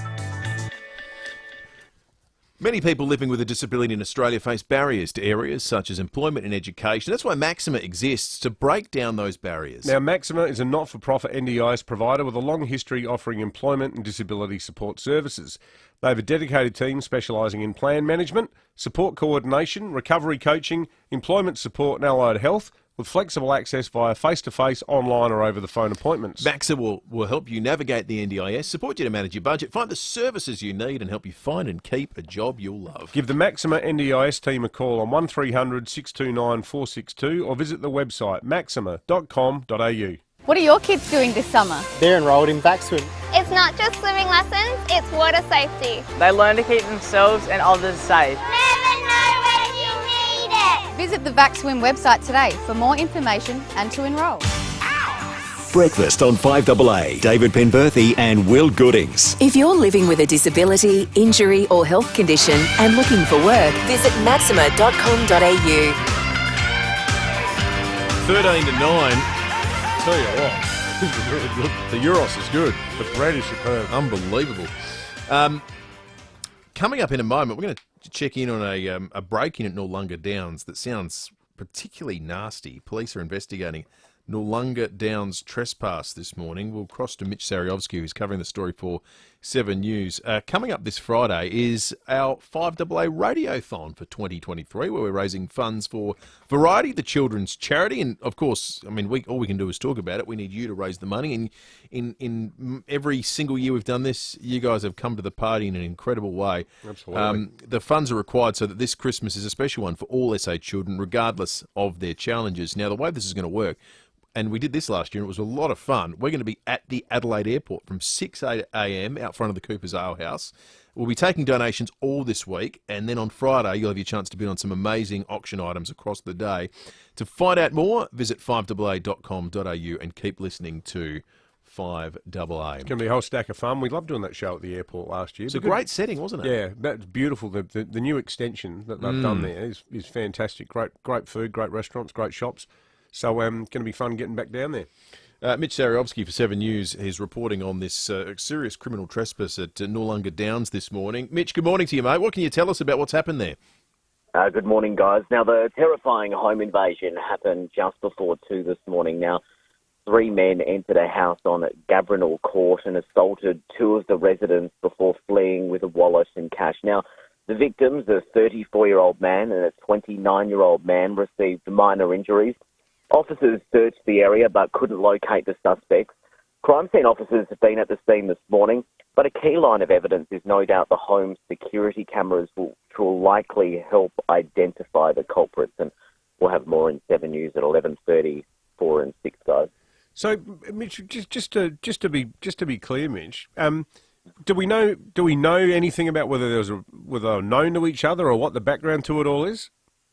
Well, police haven't released any details if they are known to each other or how it all unfolded. But by looking at the house, it doesn't appear to be anything broken. Like some break-ins you go to, there's a jimmied door or a smashed window. So I'm sure some light we'll be able to shed some more light later in the day. But looking at the house now, guys, it doesn't really look like it was broken into. But I haven't seen around the back. Anything could have happened, I guess. Yeah. No, total mystery. Nasty. Good on you, Mitch. Mitch Sariovsky there for 7 News. Thank you for joining us with that. Aggravated serious criminal trespass. That's a series of words that suggest something bad happened. Well, there were minor injuries to a 29-year-old and a 34-year-old. So bizarre. That doesn't sound particularly good at all. Okay, let's have a look at some of the other things going on around this morning, including there was a breakthrough in the SAG-AFTRA strike between the producers of content in Hollywood and indeed the actors. One of the big things they had an issue about was AI, and it's interesting in light of the fake ads that we played earlier featuring Jim Chalmers, Dick Smith, Gina Reinhart, amongst others, interviewed by Alison Langdon, who hosts The Current Affair, except none of it happened. And some of it sounded pretty spot on, Dick Smith especially, trying to sell you some cryptocurrency garbage. Baz Luhrmann, the acclaimed Australian director of Elvis, Moulin Rouge and other things, has said that even despite all that's gone by in the negotiation, that the Hollywood is still way behind when it comes to where it should be in terms of the governance of artificial intelligence. Here he is speaking on Sky News. We are way behind in terms of governance of AI. And what was fought for in terms of the unions in our world was exactly right when it comes to AI, absolutely. And I think we need to play catch up in all fields in terms of proper governance and understanding of AI, for sure. You know, I don't want in any way to be mischaracterized. It's just that when it comes to my own creative journey and AI, I think can be useful to do certain things. Because it does, one thing AI can't really do is be imperfect. And that is what art really is. Did you see Bill Gates gave a speech last week where he predicted that within the next 20 years, people are going to be working a 3-day week? Because artificial intelligence will do the rest. And you think about it in your office, every time you have to write a report, and this is where it gets interesting because it reminds me a bit of the Terry Gilliam movie, Brazil. What if you say to, like in the health system, we're just going to do all the patient records and everything, there's going to be a certain set form of words that needs to be used, like... You're putting a lot of faith in a system that has no human intervention, aren't you? Well, we already do it a bit, don't we, with record? I mean, it's gone wrong before. That said, humans make mistakes a lot too. That's right. Who makes the most mistakes, actually? That's a good question. Well, yeah. Humans or machines? You know, that's interesting, the 3-day week. I think similar things were said when automation started, when robots were going to come into the workplace and manufacturing was automated. There was all this view that humans will have to work less. Humans don't work less. Well, no. Well, they don't work less, but... They don't work in those areas. They don't work at all in some industries. Yeah, but people haven't stopped working. You look at packaging. People still work. Yeah, that's right. But they don't work. Well, all I'm saying is I'm sceptical of the idea that everyone suddenly will have to work less, because we've seen it before when dramatic changes were meant to come to workplaces. Yeah, sure. And it didn't really happen. It's been a huge week for the world of AI as well. Have you seen the incredible story of OpenAI, the company behind ChatGPT? They really started this whole conversation when they released it into the wild. Got fired, the CEO, Sam Altman, and then rehired 3 days later when there was a massive internal crisis. And were they going to replace him with AI?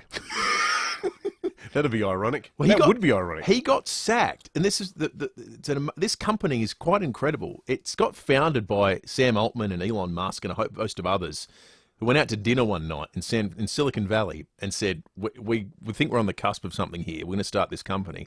It has to be non-for-profit because we don't want the future of this technology to only be in the hands of a Microsoft or an Apple or one of these big companies. So they had this grand idea. Our company's not for profit. Then they found, well, actually, it's really expensive hiring smart people and having to hire the computational infrastructure to make this stuff work. So they said, let's have a profit section of the business. And the profit section grew, and it became massive. And eventually, from what insiders say, the board went, well, you've lost track of what this company's meant to be. And they sacked him because the board is still run by the not-for-profit component. Oh, really? And all the people that worked there went, this is utterly ludicrous. So this thing that actually happened was he then got hired by Microsoft. And they went, well, what's the whole point of what we're doing here to try and keep it out of the hands of the big guys? Well, they just hired him and he's threatening to take all our workforce with him. So then they rehired him 3 days later.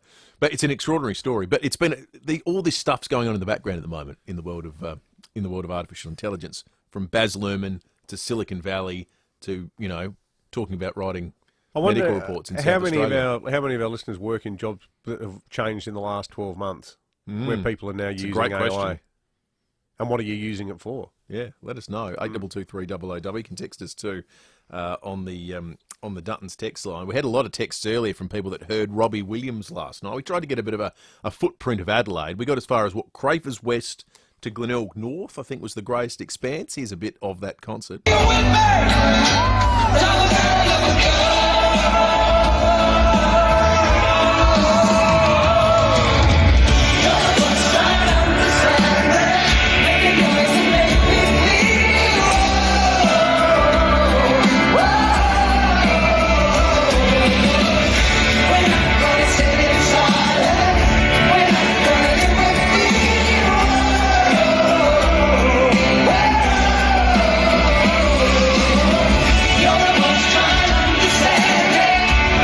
We've got a $100 Chanel's voucher to give away. If you were there, if you want to give us a quick review right here and now on 8223 $100 Chanel's voucher. You're the music man. Is there any challenge to the thought that concerts are always better open air? Oh, no, I think there's sort of different big concerts, vibes. Big concerts. I'm talking not pub. If it's bigger than a pub, it's better open air would be my Depends thesis. on the performer, but like for Robbie Williams, who's just the ultimate sort of, big crowd guy, like I reckon that the AFL performances more often than not are kind of whatever. He had them eaten out the palm of his hand. Oh yeah. And it's amazing because it's just him. Like he's just this pretty little bloke but he's just got such an amazing stage presence But I love that he did that song because it's almost like one of the songs that's in the sort of top 5 alternative Australian anthems in this country. Yeah. And I think he only came across it because of playing at the Granny.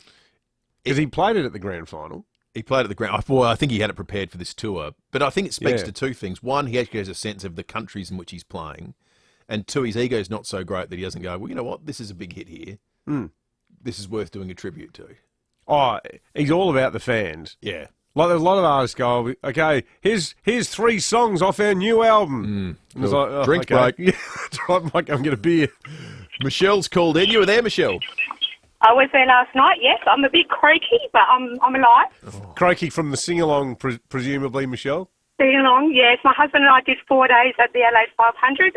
Went to Ice House Saturday night and Robbie last night. Oh, wow, you did it properly. What was the peak? What was your favourite bit, Michelle?